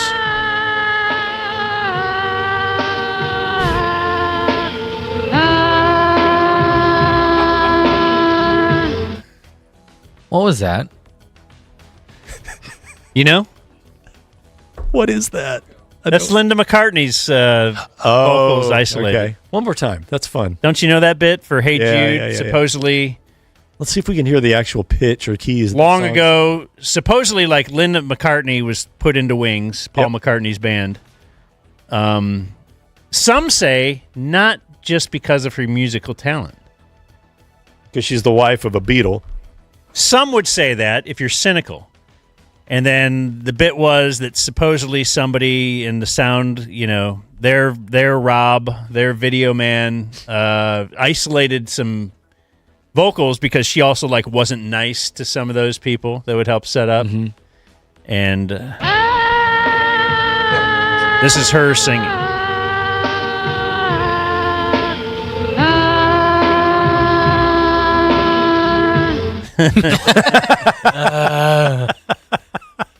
It's hard to Why does sing she live. collapse at That's the why I apologize if I had words with Rob earlier, because you want to remain best friends with all the people that could save your rant. Is he? As he turns your mic off, and Or I'll turn off your mic. Or he'll change your voice and make you sound real badass. leave that on. Let's move on to another story. So we all enjoyed, or Dan, at least you and I did, enjoyed the Sopranos documentary. Yes. It was Bow at my feet. You little tiny pussy. Okay, I will. Welcome back to DZTV. Nice. Okay. All right, please change me, Rob. I love you. No, leave it on. In the dumb zone, in the dumb zone, in the zone, in the dumb zone, in the dumb zone, in the zone, in the dumb zone, in the dumb zone, in the zone, in the dumb zone, in the dumb zone, in the zone, in the dumb zone, in the dumb zone, in the zone, in the dumb zone, in the dumb zone, in the zone, in the dumb zone, in the dumb zone, in the zone, in the dumb zone, in the dumb zone, in the zone, in the dumb zone, in the dumb zone, in the zone, in the dumb zone, in the dumb zone, in the zone, in the dumb zone, in the dumb zone, in the zone, in the zone, in the dumb zone, in the dumb zone, in the zone, in the dumb zone, in the dumb zone, in the zone, in the dumb zone. No puppet, no puppet, no puppet, no puppet, no puppet, no puppet, no puppet, no puppet, no puppet, no puppet, no puppet.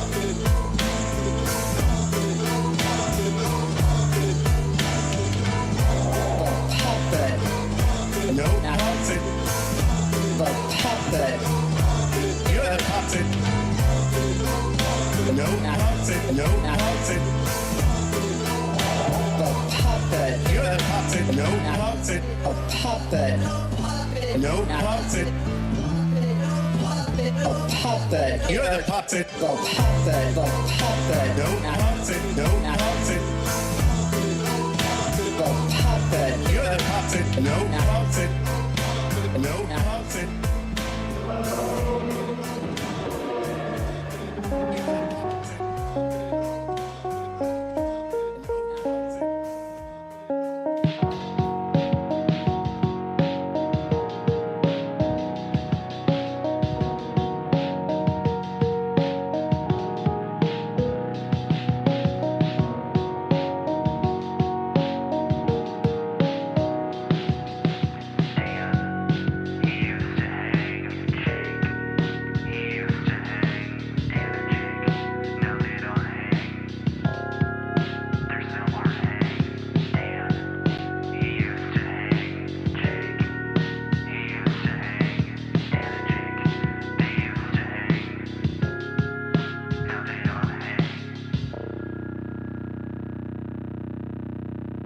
Cause now they're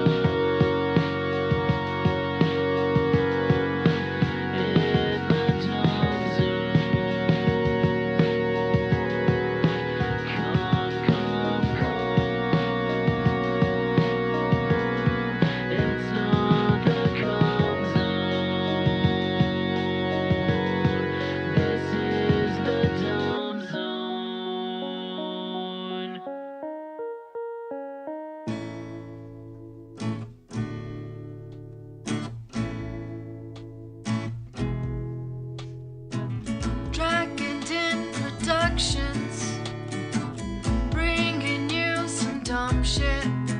Got the soul dropping at 3. That's alright with me. I've been waiting all damn day.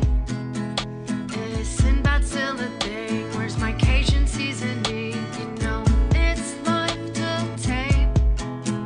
It's the dumb zone. I've got the dumb zone in my ear. It's the dumb zone. Makes my work day weird. It's Dan and Blake and Jay. Got no puppet on the brain. No puppet, no motherfucking. Got the Cowboys and the news. How embarrassing for you. It's life to take. In the dumb zone. I've got the dumb zone in my ears. It's the dumb zone. Makes my work day weird. Said they're high atop Dan's garage. Said they're high atop Dan's garage. Yeah, they're high atop Dan's garage. Said they're high atop Dan's garage. It's the dumb zone. I've got the dumb zone in my ears. It's the dumb zone. Makes my work day weird. No puppet, no motherfucking puppet. Said no puppet, no motherfucking puppet. Yeah, no puppet, no motherfucking puppet. Said no puppet, no puppet.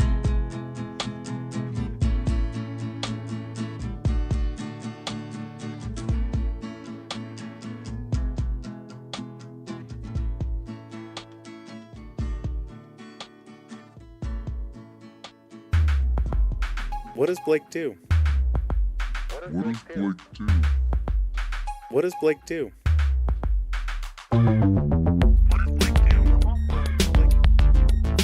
What would you say? What does Blake do? You do here. Listen together. What does Blake do? What would you say? What does Blake do? You do here. Listen together. What does Blake do? What would you say? What does Blake do? You do here. Listen together. What does Blake do? What would you say? You do here. What does Blake do? Listen together. Do. What would you say? What does Blake do? What does Blake do? You do here. What does Blake do? Puppet, no puppet, no puppet, no puppet, no puppet, no puppet, no puppet, no puppet, no audio, no puppet, no puppet, no puppet, no puppet, no puppet, no puppet, no puppet, no puppet, no puppet, no audio, no puppet, no puppet, no puppet, no puppet, no puppet, no puppet, no puppet, no puppet, no puppet, no audio, no puppet, no puppet, no puppet, no puppet, no puppet, no puppet, no puppet, no puppet, no audio, no puppet, no puppet, no puppet, no puppet, no puppet, no puppet, no puppet, no puppet, no puppet, no audio, no puppet,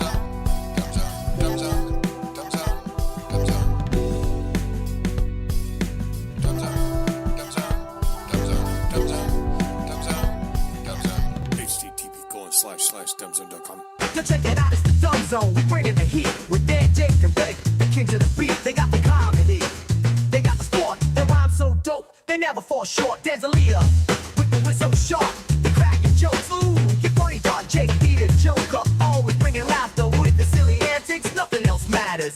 And don't forget about Blake, sports guru.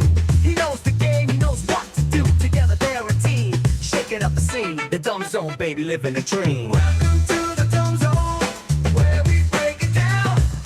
Dan, Jake, and Blake, the funniest in town. We got the party, we got the sport. When we hit the airwaves, it's a party resort.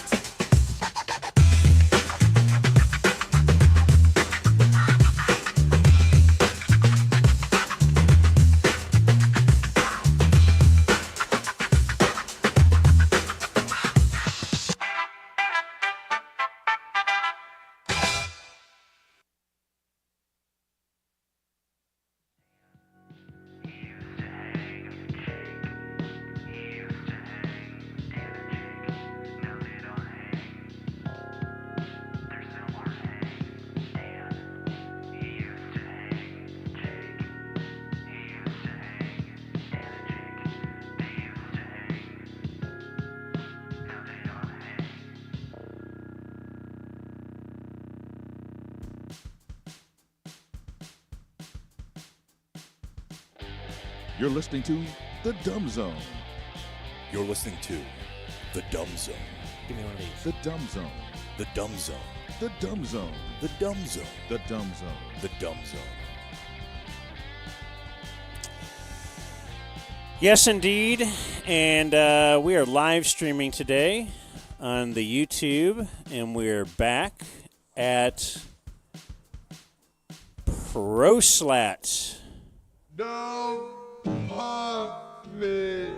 Happy Saturday, guys. Julie Dobbs is here. Come on over, Julie. Oh, look at that. There are people here. We are at Proslat, which is 75 and Arapahoe, the northeast quadrant. Does that help you, or you're a lady, so you don't really know? Just turn on just put it in your phone. And unfortunately, you're there. exactly right. Yeah. I'm a lady, and I'm bad at directions, but it sounded like the correct address. Sorry about KT. I saw the hugs. We want to have him on, too, as we're going to keep talking SNL Fantasy Draft. Come on over, KT. Yeah, he's going to take my spot. No. Come on. You're Blake. No one takes your spot. Kevin. Anyone can take my spot. Kevin. Did you see this kid has a My Pig shirt? And on the back of the shirt is the full My Pig quote. There's Mike over there. I did see that. Yeah. That is the son of intern Rach. That's right. And, gosh, his friends must be confused. Does that make you proud, Danny, when you see a kid with a My Pig shirt? Is that what you aspired? I guess by default that's kind for your of life? my crowning radio achievement. Uh-huh. So proud? Yeah. I mean, it's subjective. Okay. Yeah. Let's see if I we think can you get. should be. It's a great shirt. If we can see production magic in front of us. Of course, we heard Danny's hastily produced Proslat theme song, which was done right here, right before the show, not in a studio. Proslat is a garage. What would you call this? Store. Yeah, garage store. Store. All It's right. in the name. But Blake says The Dumb Zone. Yours sucks compared to this.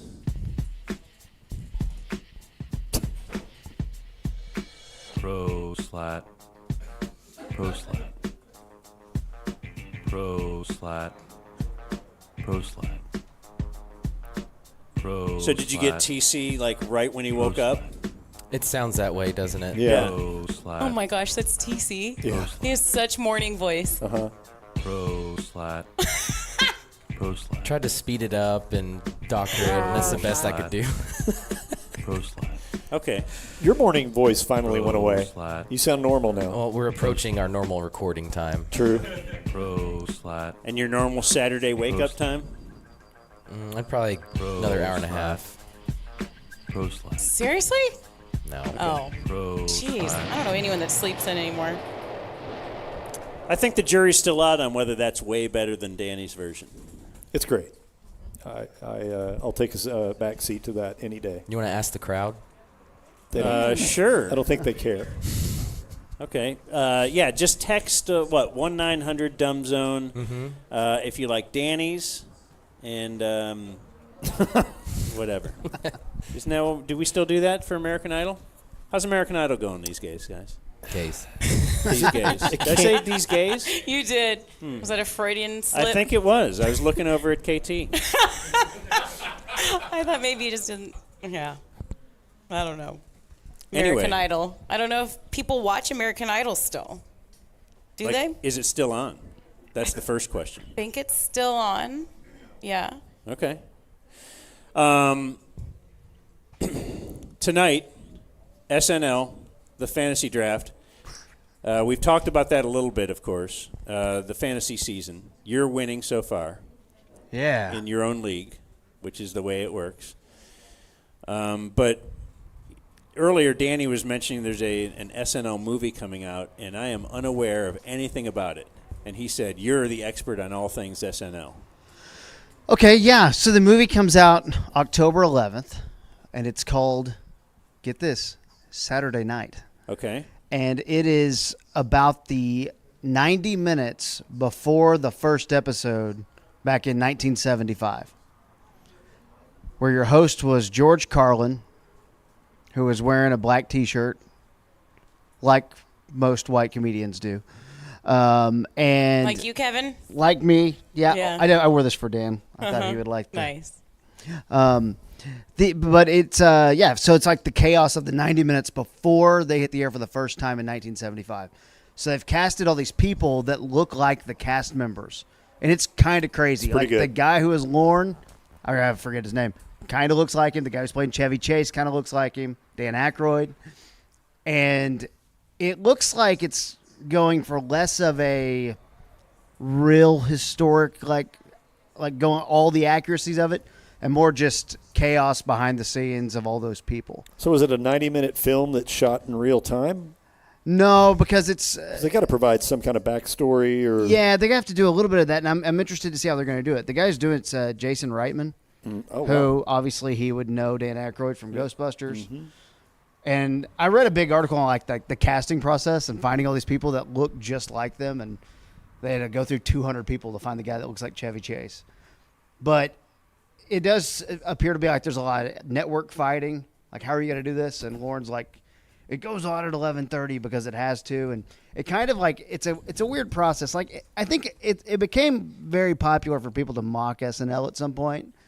And I get it. It's had some bad years, but, we've all had some bad shows here and there. That's what happens, right?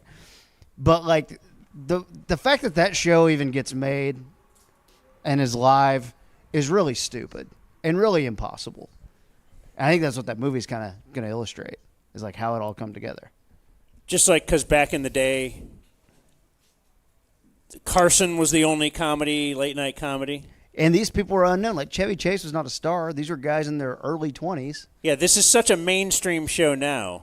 It Yeah. seems like it's kind of the stuffy show, although they try their hardest to stay relevant. But every time they get a cast member, you don't know who they are. Right. Like, through all of these years until they were on the show for a little bit. Then they become quite famous sometimes. A lot of the time. Tons of breakout stars. Yeah. I mean, heavy hitters. All of them were unknowns, right? All of them. All like Second City Unless you people. were Is hardcore in the comedy world, Yeah, you yeah. might have seen this guy do stand-up, or a lot of back then it was sketch. Now they take a lot of stand-ups because, a lot of the sketch comedy places shut down during COVID and things like that. But I think a part of it is I wonder how much Lorne had any say in it, because I imagine it paints him in a very good light. I know they're going to point out the infighting with the network, the head guy at NBC. What's his name? Is it Ebersol or is it the other guy? Dick Ebersol? Maybe it's him or I forget. But Ebersol came in to run it in the 1 or 2 years Lorne was gone. When Lorne took a break, right? Like and in then the show 1981 tanked. or something. Yeah. Yeah. It's and then I think they were kind of pushing for you have to have a plan making fun of the idea that there's not really a script. I mean, you really are going off cue cards, and they make those edits last minute on the fly. It's kind of crazy. Like, there's something to watch if you even give a crap. Man, maybe a lot of people don't care, but like, it is not a actual documentary. But in like 2008, James Franco. Dude, have you seen this? The James Franco YouTube doc that he did. No, with tell me. handheld cameras. This is amazing. When he was hosting? No, the host was John Malkovich, and like SNL famously does not give any access to anyone. Like, they don't want you to know the process. Except for this time, and they gave it to James Franco in 2008 at the height of his powers, I guess. I mean, half the thing looks like he shot it on his phone. Yeah, and it's not like well done when you watch it. It's a reason like wasn't released in theaters or something like that. And it just takes you day by day, and he's just embedded with them through the table read, which is like 6 hours of them, and they have all kinds of energy drinks and fruit and nuts to stay awake as they're reading through hundreds of scripts of sketches. And the all-night writing, and you can see Seth Meyers at 4 a.m. trying to stay awake and come up with something. So I've heard like Norm Macdonald talk about the process. I think it was him, and how kind of ridiculous it is, and just the thought, like you said, you got to stay awake, so you're eating fruit and energy drinks and nuts. Back in the 70s, they were doing cocaine all night, and that's how they did it. Yet we've transitioned out of we do cocaine at work, but we still want to have that same schedule. And he always thought that was just ridiculous, that we don't go home at 8 p.m. or 5 p.m. or whatever it is, because just that's the way it's done. Well, why don't we all just go home and get here at 8 a.m. and write all day? Well, that's because that's the template that we set up in the effing 70s. So I think that's insane that they still do that. Norm from stand-up comedy world is, I'll go write this on my own, or I'm on my own time, when a big half of the cast is sketch people who are like, all right, everyone, let's come together and come up with something. And they're very whimsical or whatever. Colin Quinn was the same way when he did a weekday update or a weekend update. He was like, everyone else is like staying up all night. I just write everything I want to do on Monday. He's like, I just write it. But now, like, for instance, Colin Jost and Michael Che, who I think are great. I think the jury may be out on them. I think they're wonderful. But they're your head writers, too. Like, they're involved in writing the cold open. They're involved in, editing all these things and rewriting them last minute. And Norm and Dennis Miller and Colin Quinn and all those guys, Kevin Nealon, didn't have to do any of that extra stuff. That kind of became the thing when Tina Fey took over and Seth Meyers took over when they were the head writers. Now you kind of have to be involved in everything, not just the big 10 minutes and the weekend update. Do you ever read obviously, you've probably read the SNL book. Yes. Can't remember who that's by. The big oral history. The same guy that did, I think, the ESPN book. It's great. But you ever read the Jay Moore book? No. About his 1 year at SNL? This was referenced on yesterday's episode. Was it? Do I need to grab this? I can lend it to you.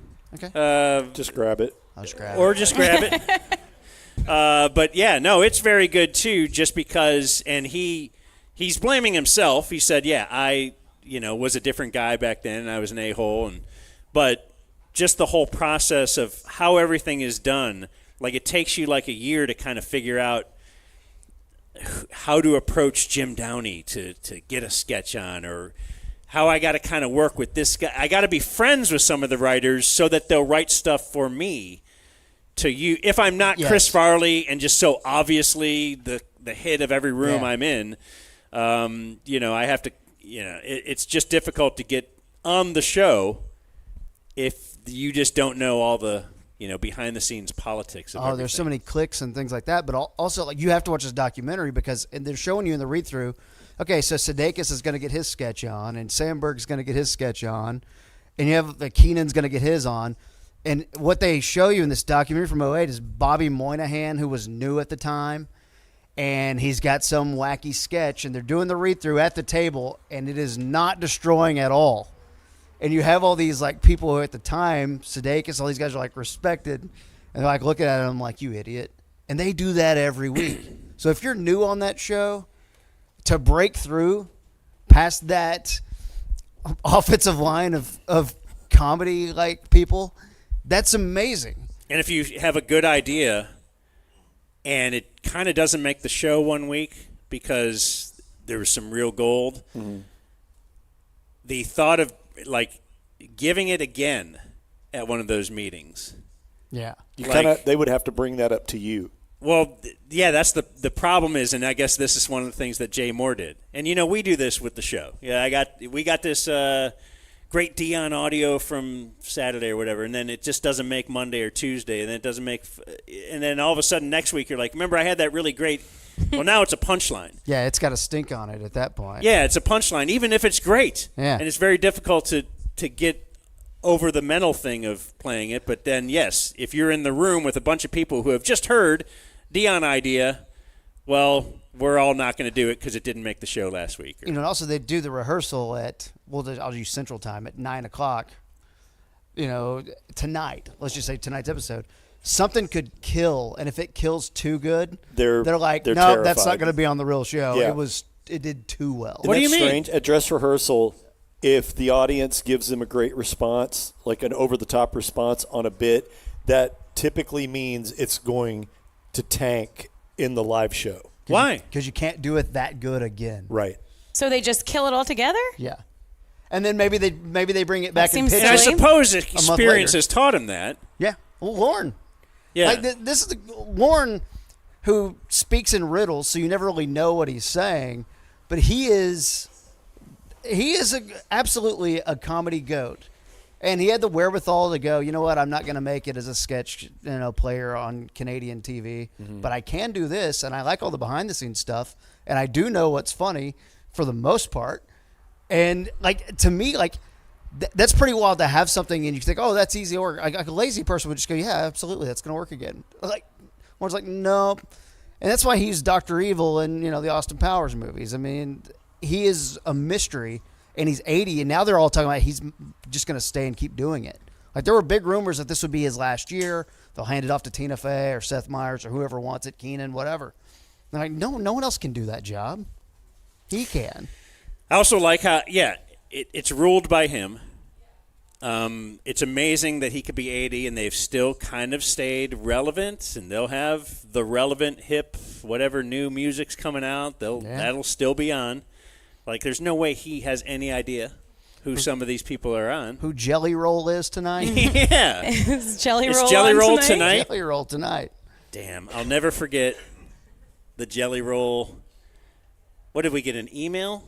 Yeah. From Dan Bennett back at the ticket that said if anybody wants to, we could go see Jelly Roll perform in the break room or something one day. And you guys were on remote, so we didn't get to. And we're all Googling Jelly Roll. Jelly Roll was in the Cumulus Cafe? Oh, yeah. Not quite the Cumulus Cafe. No, yeah. there's Cumulus Cafe. The Cumulus Cafe. Seriously? Yeah, that exact little... right next to the muffins. Yeah. Oh, Jelly Roll was in there. That's where they would perform? Yeah. C9. Yeah, in that little I'm getting all conference my room. radio stations mixed up because iHeart's the one that had the couch listening room, but no one. That was at the old spot. At the new one at Victory Plaza. I see what I've worked too many places. Big I'm getting them all conference room that's confused. right across from the kitchen. Yeah. That thing.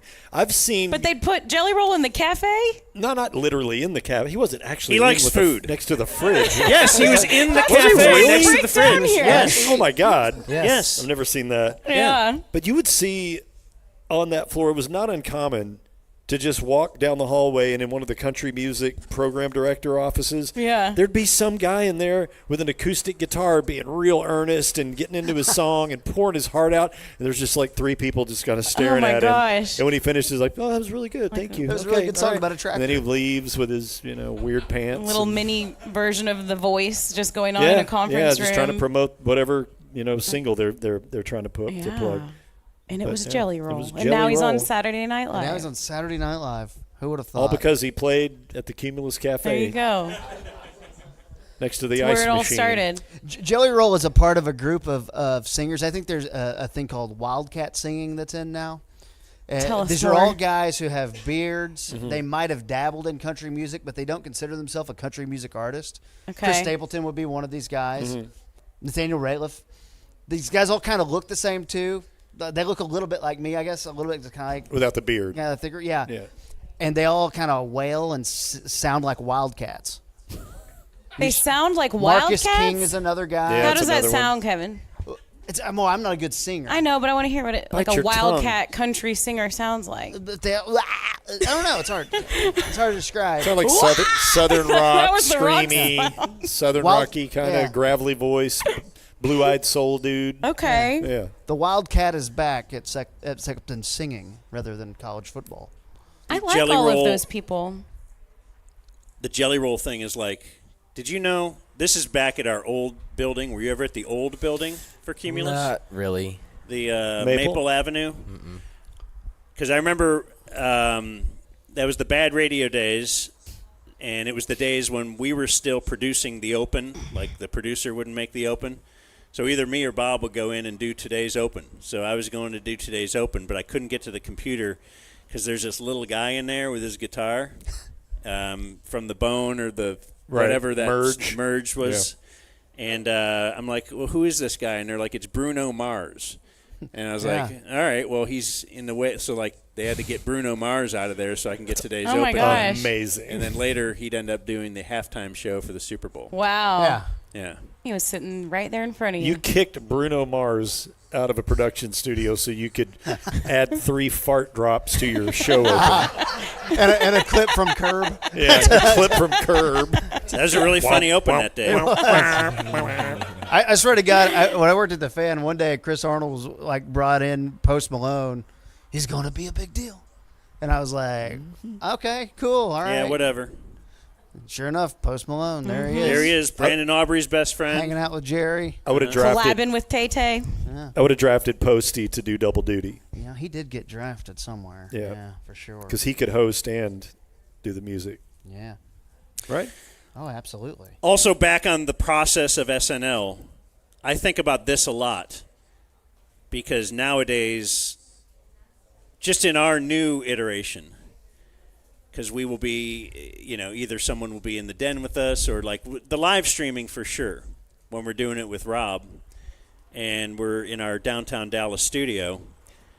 Because now we're like deciding kind of when we start, and it's like, all right, we're going to try and hit it 11 or noon or 11:11 or something weird. And so we'll like, I got the music and Rob's got the video, and we're just trying to say, all right, 45 seconds now. In fact, people might have seen it here, right? Okay, 15 seconds now, so he can match it up and know when to hit. Norm Macdonald would say he couldn't understand why. SNL had been going on for 30 years already when Norm Macdonald is there. And he says, when it's about to be showtime, like it's nothing but chaos, people running around screaming, like 2 minutes, 2 minutes, 45, 40. Like there is it. He's like, you think after a while, it'd be like you could, hey, Rob, 45 seconds now.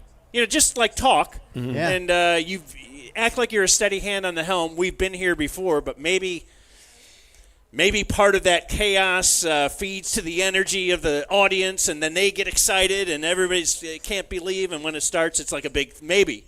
I don't know. Well, no, there's so many sets that have to be moved around, and the digital short with Andy Samberg is what everyone talks about, but the pre-produced commercials were all happening for all those years. I can't believe they put those Colon Blow or little whatever music videos and all the canned bits together that week. The reason they do that, Just on an audio mixing, because, some of those tracks are pretty intricate. Yeah, yes. Yeah, and the only reason that happens, though, is to give the people on the crew an extra 2 minutes to just get that set off the stage and wheel on another one. Because the guys will say there's 3 different sets. Off to the side where the music is, and there's one way in the corner, and then there's home base where the host comes out. Those sets are wheeled out there, and if your sketches gets home base, you've got a better chance to do well. If you're off in the corner, the audience isn't going to laugh as much. If you're where the music guest is, you'll get some laughter, but you're not going to get everyone. You want your sketch to be on home base, so they have that room to work with.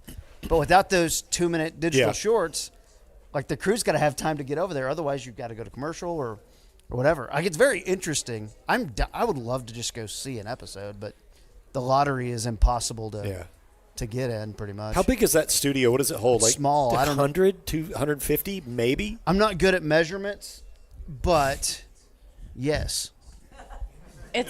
I've actually seen it, not a show, but I was on a tour. Okay, yeah. There in New York City, and they showed me that studio, and it's tiny. Yeah. It's crazy. They're moving the 50th anniversary special because they did the 40th anniversary special there, and everyone was told no +1s.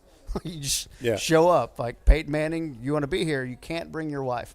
But like they're moving it this year to Radio City because there's too many people now. There's 500 to 1,000 cast members going to get invited. So it's kind of weird they're going to do it in a place that's not there. Yeah.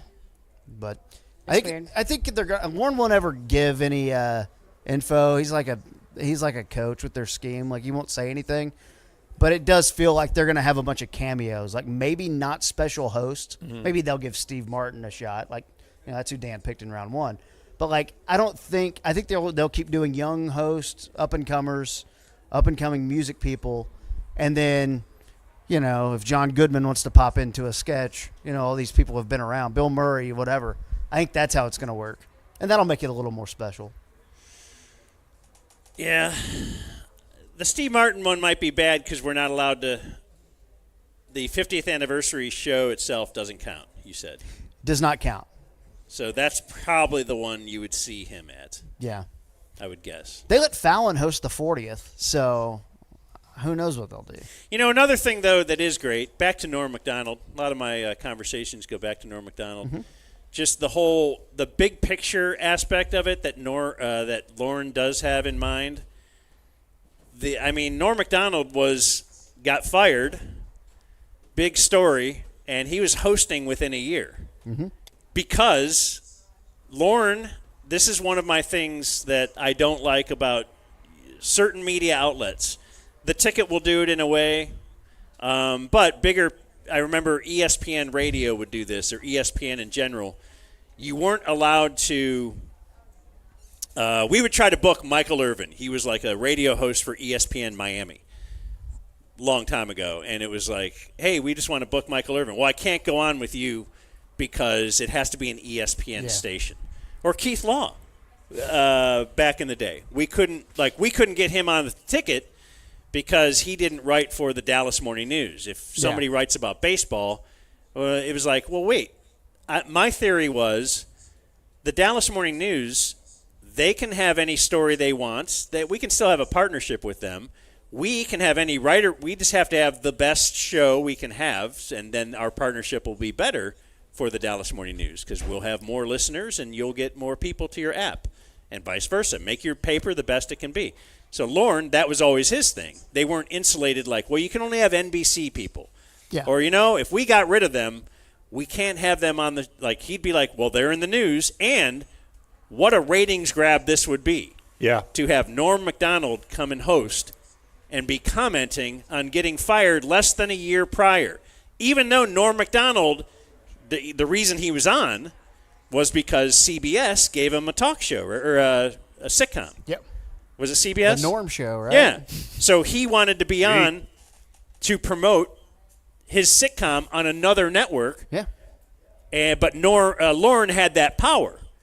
I'm sure somebody probably was upset about that having him on. And Lauren never wanted Norm to go. But he's like, ratings. That's what matters. Yeah. And I know the Ticket right now in Dallas would never have us on, but I would imagine that might be a, their ratings are going fine, but still. Yeah. Well, it's weird. Like you said about ESPN, like in round 1 and 2 of the Masters, Jim Nantz is on ESPN. Like it shouldn't matter. The Ticket thing is a good example. It is a very good example. Because it wasn't the Ticket local, it was kind of cumulus national. So same thing with Norm. One of the big guys, whatever his name was, you remember it, got him fired. It was Don Ohlmeyer. Got Norm fired. It wasn't Lorne and SNL that fired him. It was NBC that fired him, the suit. And so that's the way I look at it with our dispute with the Ticket was with the suits in Atlanta, really more than local. But I think local also is taking their cue from the suits in Atlanta. Well, there's an overarching attitude of that no other station exists, right? And it's worked very well. Oh, yeah. Can't criticize that. I mean, even like the fan base. Like, I'm always like, one day a guy came up to me and was like, man, I love Danny and Soroy. What are they doing? And I'm like, well, if you love them so much, you would know. Like, you must not love them. And that is why How much do you love them? And that's why I don't get to do a show with Mike and Danny anymore. You talking about the freak, Kevin? No. R.I.P. One more thing. Do you know who Gene Smart is, Dan? I know that name. Yeah, she's on a show called Hacks. Yeah, I've quit it twice. Is that it? Yeah, Hacks. D's on it, right? HBO from Sweet Always D Sunny. pops in. Yeah. Do you know Dan? Yeah. Is she like a legendary comedian or something? Comedic actress. I don't Okay, know comedic if she's actress. a comedian. Okay. I can't name anything else she's done, but when I saw her, I watched like the premiere of Hacks. You know what she looks like, though, And right? my wife was against it, so we don't still watch it. You know what she looks like. I mean, you've seen her in a bunch of different stuff. I've seen her before. Sure. But it wasn't like standing out like, oh, I loved her in whatever. Yeah. So she's doing a residency, and then Shooter McGavin comes in and is like, no, Pentatonics, who went to school in Arlington, they get the residency now. What's that mean? That's on the show in Vegas. Like, she was a comedian, had the Vegas show. Oh, okay. This is Hacks now. Yeah. You're now talking about But the plot point of is, no, Hacks. and I quit it twice, but everyone says it's great, and I've quit it. I tried it again. But she's your host tonight, and it is very rare that they let someone, I would say in their 70s, come host the season premiere. Like, usually they're trying to be cutting edge and They are cutting edge on what's the hot show. What's, if Beef was on right now, I'm sure that somebody. Beef. Were you into Beef? I quit Beef too. I like Beef. I finished Beef. I quit it about halfway through and waited a year until I think it won all the damn Emmy awards. And I was like, I guess it's good. I went back and it's fine. I didn't love it, but it was fine. We're in the golden era of mid-TV, I think. Of what, mid-TV? Yeah. Just because we're all looking for something? Yeah, and I think also we're not willing to fight through as much. Like, I think we used to be able to kind of our attention span would go. We didn't need the Walt White in his underwear in 1 minute to hook us. I mean, it helped. Like, that was wonderful. But I still think we would sit through some stuff. And now it's like, if it's not good in 10 minutes, I'm just going to turn it off and find something else. I mean, we really just end up scrolling the interface of whatever app we're on. It's true. I don't really watch TV anymore, and it's kind of sad. Yeah. It's partly because of what you said and just partly because of life, and I fall asleep every time I try. But It's hard. It's hard to carve You out just time. end up watching little short clips on Instagram or whatever, and there's my entertainment, and then I go to sleep. Well, that's or when I the- listen or watch The Dumb Zone or The Mom You Gang. don't have to lie about that. It's okay. Late night TV, that's she only where listens the- when she's on. She'll listen to it over and over again. I fall asleep with my voice in my ears, yes. Oh, me. No, not at all. I always try to listen to you guys when I'm not on. Much as I can when I'm not doing deals, you know? Gene Smart was designing women. And she was also, what's her name's mom on Mayor of Easttown? Kate Winslet? Yeah, Kate Winslet's mom on Mayor of Easttown, which is a great show, by the way. Yeah. Yeah. Yeah, she's cool, man. 73. Dang. For her. Congratulations, Gene. That's way to not die. It's a big day. 73. I don't think you need to say that yet. And to be on hosting SNL. That's probably more impressive. I like your team, Dan. I think you got a chance here. I mean, Bill Belichick in round 10. Now, that was a long shot thinking that, okay, because it's the hot thing in the news. The whole reason they only announced 5 weeks is... But you had him as the musical guest, which I found to be quite odd. What would that sound like? The thing is, no idea. Because it's like in January, if a new show, the new Beef or whatever becomes big, they will book that star. So that's why I thought Peyton and Belichick start their thing like mid-season. Okay. And then that's going to pick up steam. Belichick's going to become a media darling. And then, look, it was my joke round, right? Isn't there supposed to be one round? I mean, that you're supposed to do like a long shot that you get extra points for? The last 2 rounds are worth 2 points. Yeah. The idea is basically... Oh, so I should actually do someone that I really think's going to be on And there. Blake was like, it's too confusing. I'm like, no, it's just 2 points for the last 2 picks because it's off the scrap heap. What do points mean? Right. For instance, I drafted Jelly Roll.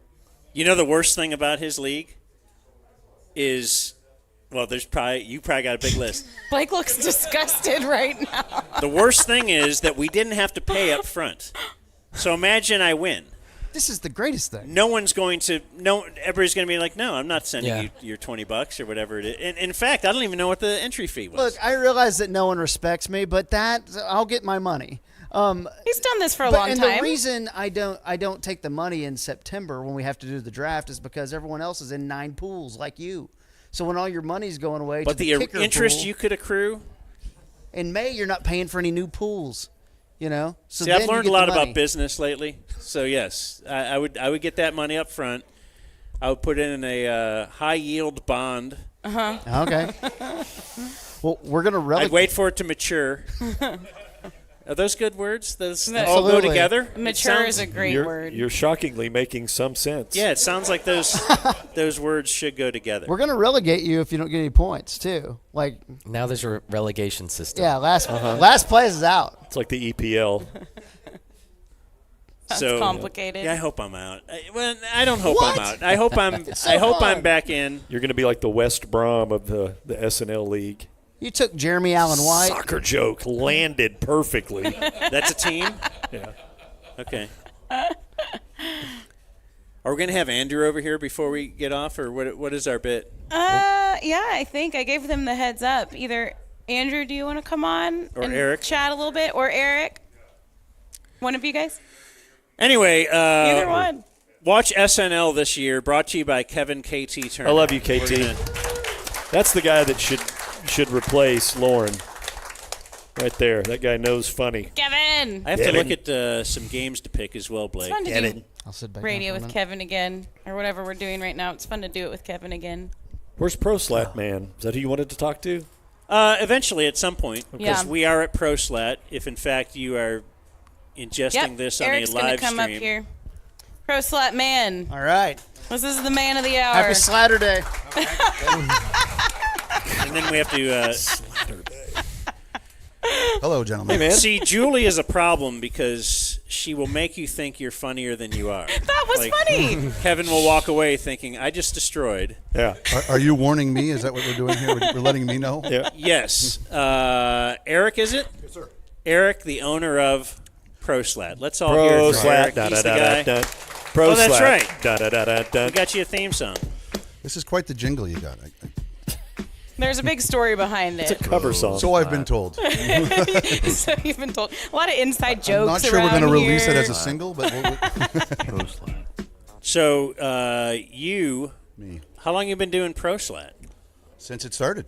And that would be like you're assuming we know officially 14 years is the incorporation date, probably 2008 when I started really working on the project previously.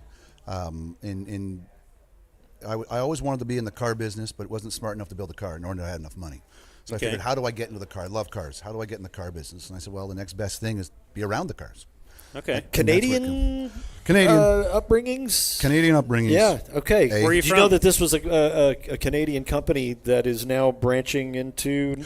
Oh, we've been in the U.S. Is that right? since 2011. Okay. So it's nothing new. We've got offices, Columbus, Ohio, 50,000 square feet for shipping, Vegas, store in Scottsdale. So we've been in the U.S. for a long time. But not North Texas, right? Not specifically Texas. What we've taken a next phase in our growth was just there's a lot of people out there that will buy on the internet and do it themselves.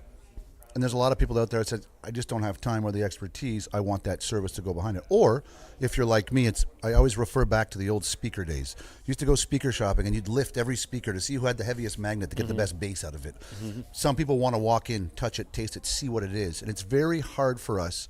The internet can do miracles. They can make me look as tall as Andrew, and they can make it. And in our business, it's very tough to explain what exactly we're trying to sell when you're selling a product at $2,000, $3,000, even at $200. So we felt having our stores in the field to come support not only people that resell our product, but consumers that want to come and touch it before they invest into what they want to do in the garage. So these stores, Dallas is number one. It was the first store we said we're going to Dallas first, and that was just a market space that we had identified, and we've got a master plan. We're going to take over the world one garage at a time here, but we've got a master plan of 50 different stores throughout the United States so we can support our salesmen and our customers and grow our brand, obviously. So cool. Man, Julie. What you guys do is incredible. I want this so badly. Doesn't talking to Eric, though, I've and you have too, interviewed hundreds of hockey players over the year. Doesn't it make you feel like you're talking to a hockey player? Yes, it feels just like I'm missing home. a tooth here, too, if it really helps you. Okay, Sorry. just that whole, just every. I got the honorable missing tooth. You love classic rock, too, don't you? Yeah. Not as much as country, though. I'll tell Okay. you. Yeah, There you no, go. my mother grew up just George Jones. It was just country all the time. yeah. That was it. Are you trying to ingratiate your be friendly, Texan friendly by saying that? No, not at all. Okay, because I'm anti-country music. That's too bad. Okay. I feel bad. I feel Canadians bad like for country you. music. Highly against Yes. your mom. Not all hard rock up No. in Canada. So you brought it here. Why did you bring it here? Oh, honestly, numbers. It just comes down to numbers. People? The bean counters that look at where every order's shipped and where potential, where is housing growing the largest, where there's so many factors that bring that in. And for us, it's funny because for us, Dallas is one flight away. It's a very simple destination. Mm-hmm. It's a very popular DFW is easy to get into, so we get back and forth. Our deliveries that come out of our stuff, that's all made in North America, so we can literally get a truck down here in 2 days. So this stuff is almost overnight to be able to supply, and it's the gateway to get to our vision for Texas as a whole is Houston, Austin, and then probably West Fort Worth. That's the plan. That's the master plan going forward. But this would be the master hub. How much of your, or what percentage of your work is, and maybe you don't even do this at all, is working with home builders, general contractors to go ahead and outfit the garages on a brand new home, so when the people move in, it's already there. That's what I think Jake is, because I think that would be like a huge, talking about doing. huge selling point, because they're that you renovating could the house. Yeah. increase the the value of the home right off the bat, and it is, and that's probably our biggest challenge and opportunity tossed into one. Currently, homes, if you go back, a couple of years, many years ago, we walked on carpet. The guy who sells hardwood convinced everybody, bad for your allergies, everyone's got to walk on hardwood. We walked on linoleum floors, not tile. Yep. Countertops used to be melamine. They're some form of rock, granite, whatever, slate, whatever you wanted to put up there.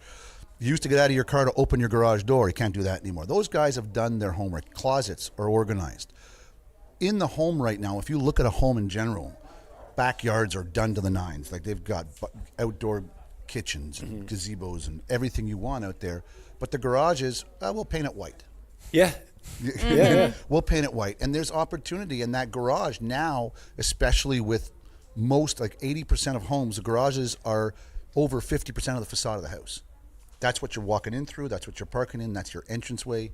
It's just something that needs to be functional. Toss into the fact that my kids do, I think, 5 sports.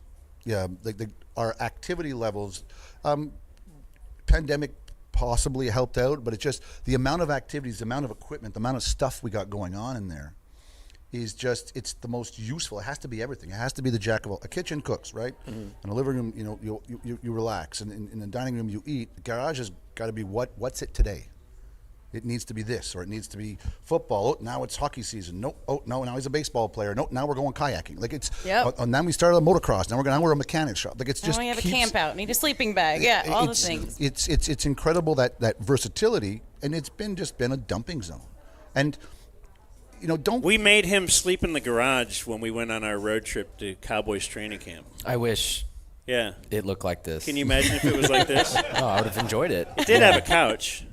Oh, it had least. like spider webs and he's living like the Unabomber. Yeah. And that's why we were very embarrassed to let our neighbors see our garage because Blake was in it. Blake was in there sleeping. He was naked. Yeah. Well, the good news is you're out. Take it. You're working your way up. Yeah, exactly. Did you know, Eric, that 25% of people with 2-car garages don't park in them at all? I should know that, but I'm going to believe you. Did you know that these are your copy points? I should probably thank Andrew then for this. Did you see the redhead around the corner? They're her copy points that I should have studied before you put me on the spot. Did you know Well, then just I'll say yes. Just say yes to whatever. Yeah. Did you know that a third of people could only park one car in their garage, their 2-car garage, largely due to garage clutter? That number sounds low to me. And you, a third, I'll say yes. Here at Proslat, would be able to solve that problem. That's the whole bit. I think that's the whole bit right there. Yeah. In a nutshell. I think what it comes down to, and what we're just trying to educate people about, is that we have a solution. It could be $200. I sell a manual hoist at $20. Mm-hmm. It doesn't have to be $50,000. It can be $50,000, but there are products out there that just can help you improve whatever clutter you may have. Yeah.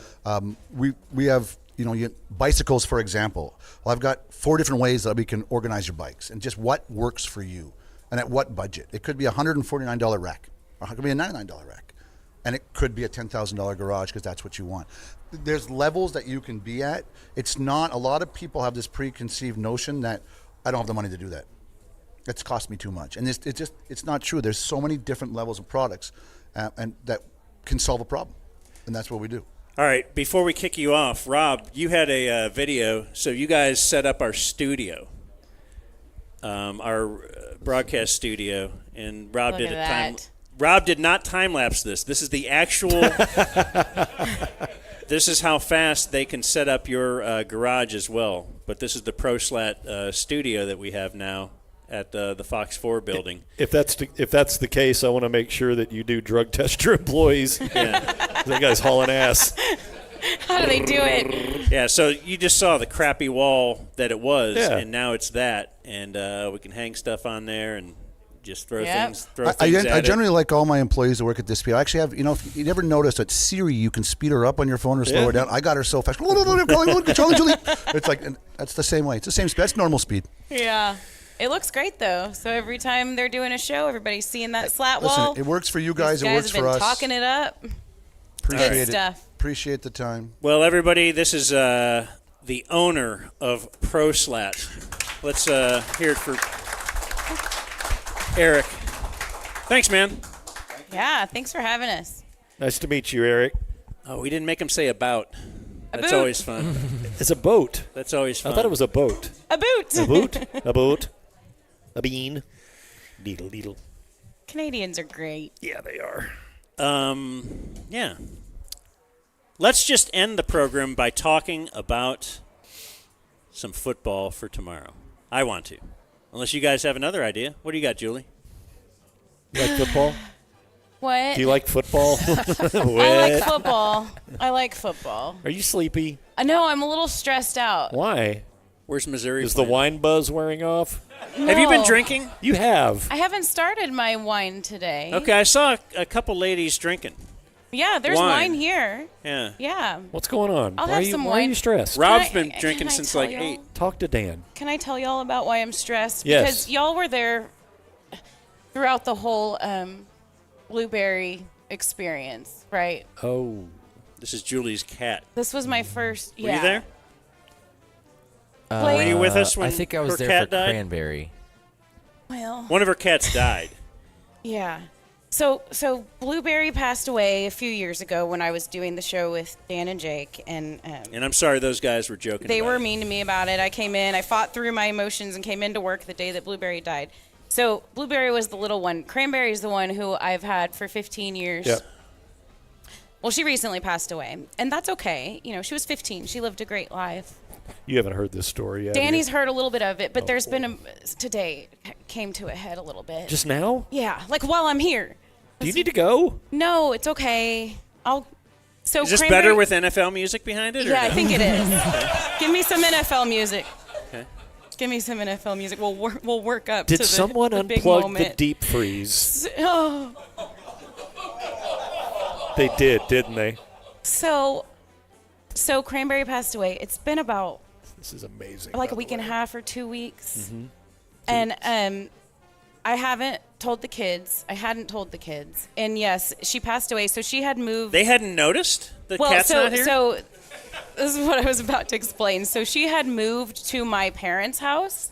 It was serving a little bit as like a cat hospice kind of situation because I knew the end was near, and I just at this point in my life couldn't physically handle it. Like, I just couldn't handle You any just of don't it. want your young children to walk in To a dead cat. Cat corpse. Yeah. So be with the parents, and they live out. They're in Austin. Okay, but kind of in the country. The ranch. Or, They have the ranch Yeah. also, but Okay. their house is in Austin. so let the cat live its best life in its final 14-year-old cat. I mean, 15. 15. All Yeah. right. And she was also like peeing and pooping around my house. Like, it was just getting too Same. stressful. And I so get she it. went and lived with her grandparents. Her name's Cranberry. Dan. Her grandparents. And so KT name it. they set her up on the catio. That's too good for him. They turned their patio into a catio. Mm-hmm. And Yes. Yeah, keep going. Don't stop. And they said she was really happy there. Like, had kind of turned a corner and everything was going great. Well, she ultimately, passed away, and I think she had some sort of stroke, and she was 15. So it's sad, but it's like, okay, she lived a great life. We did everything we could.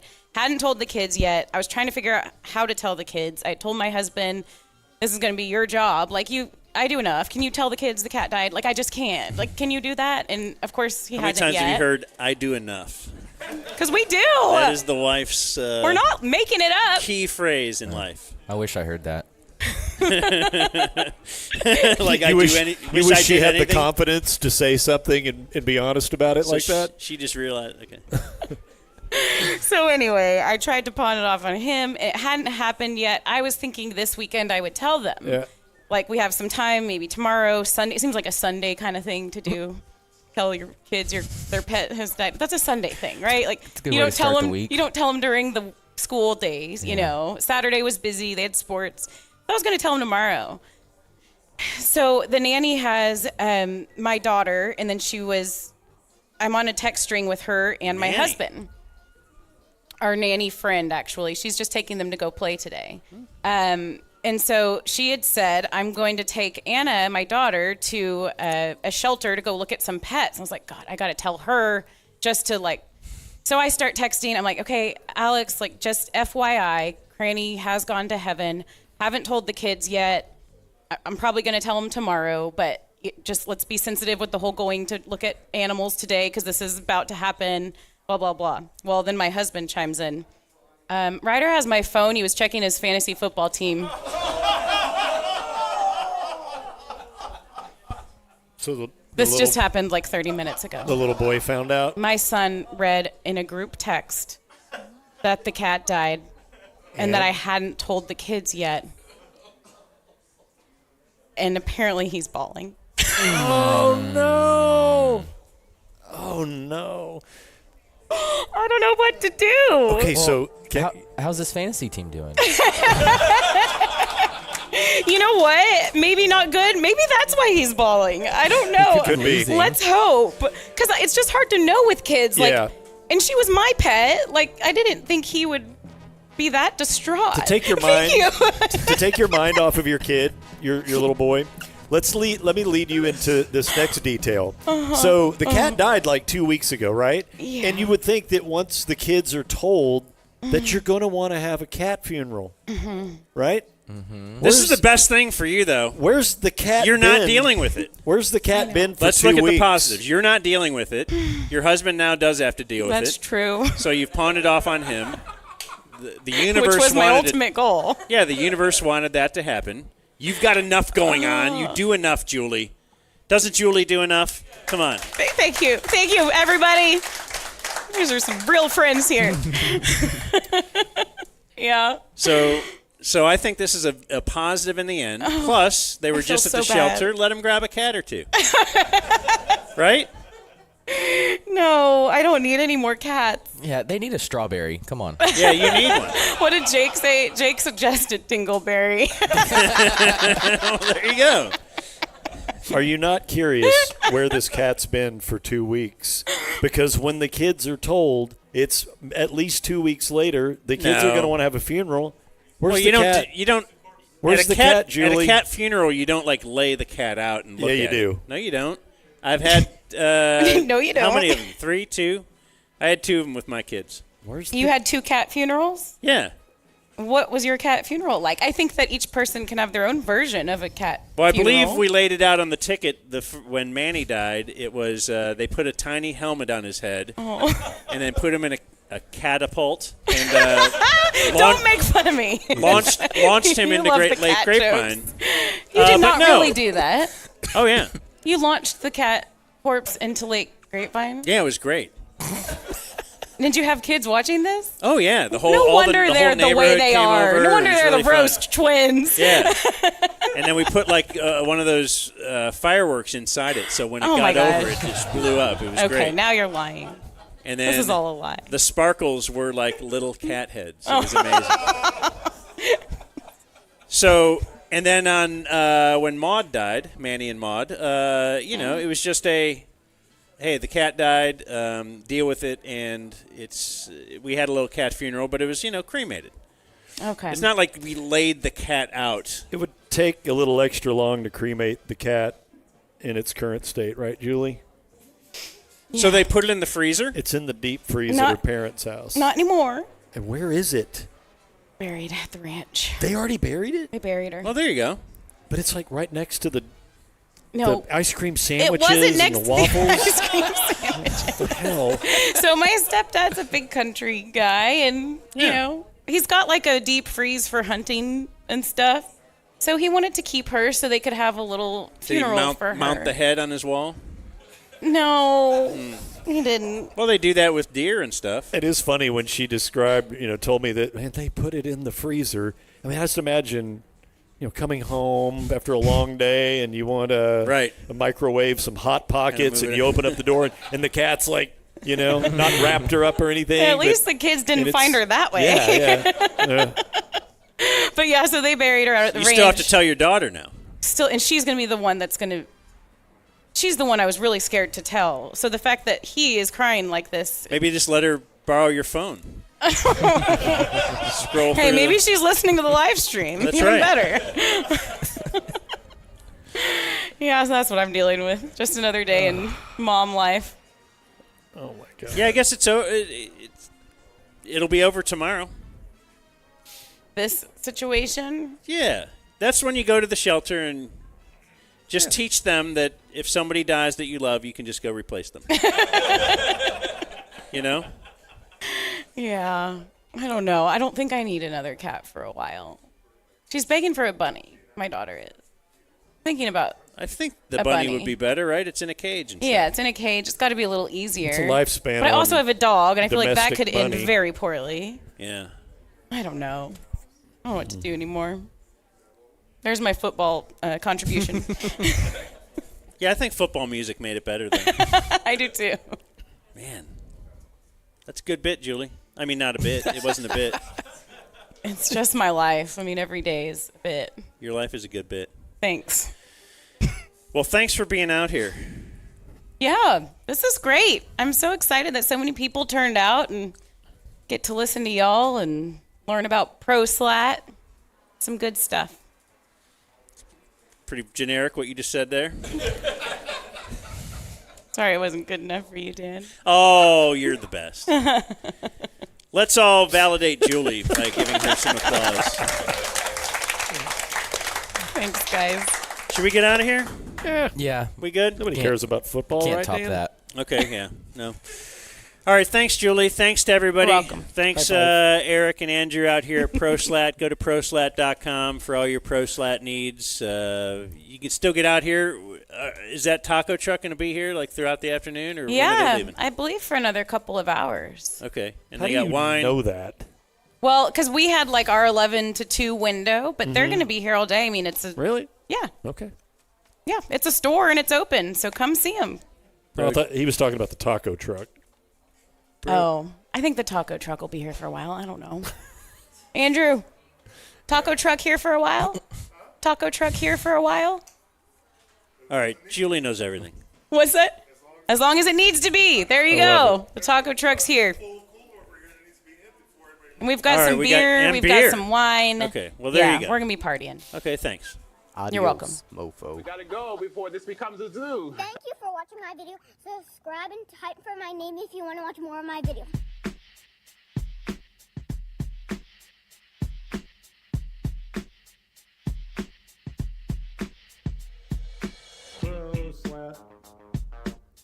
Proslat. Proslat. Proslat. Proslat. Proslat.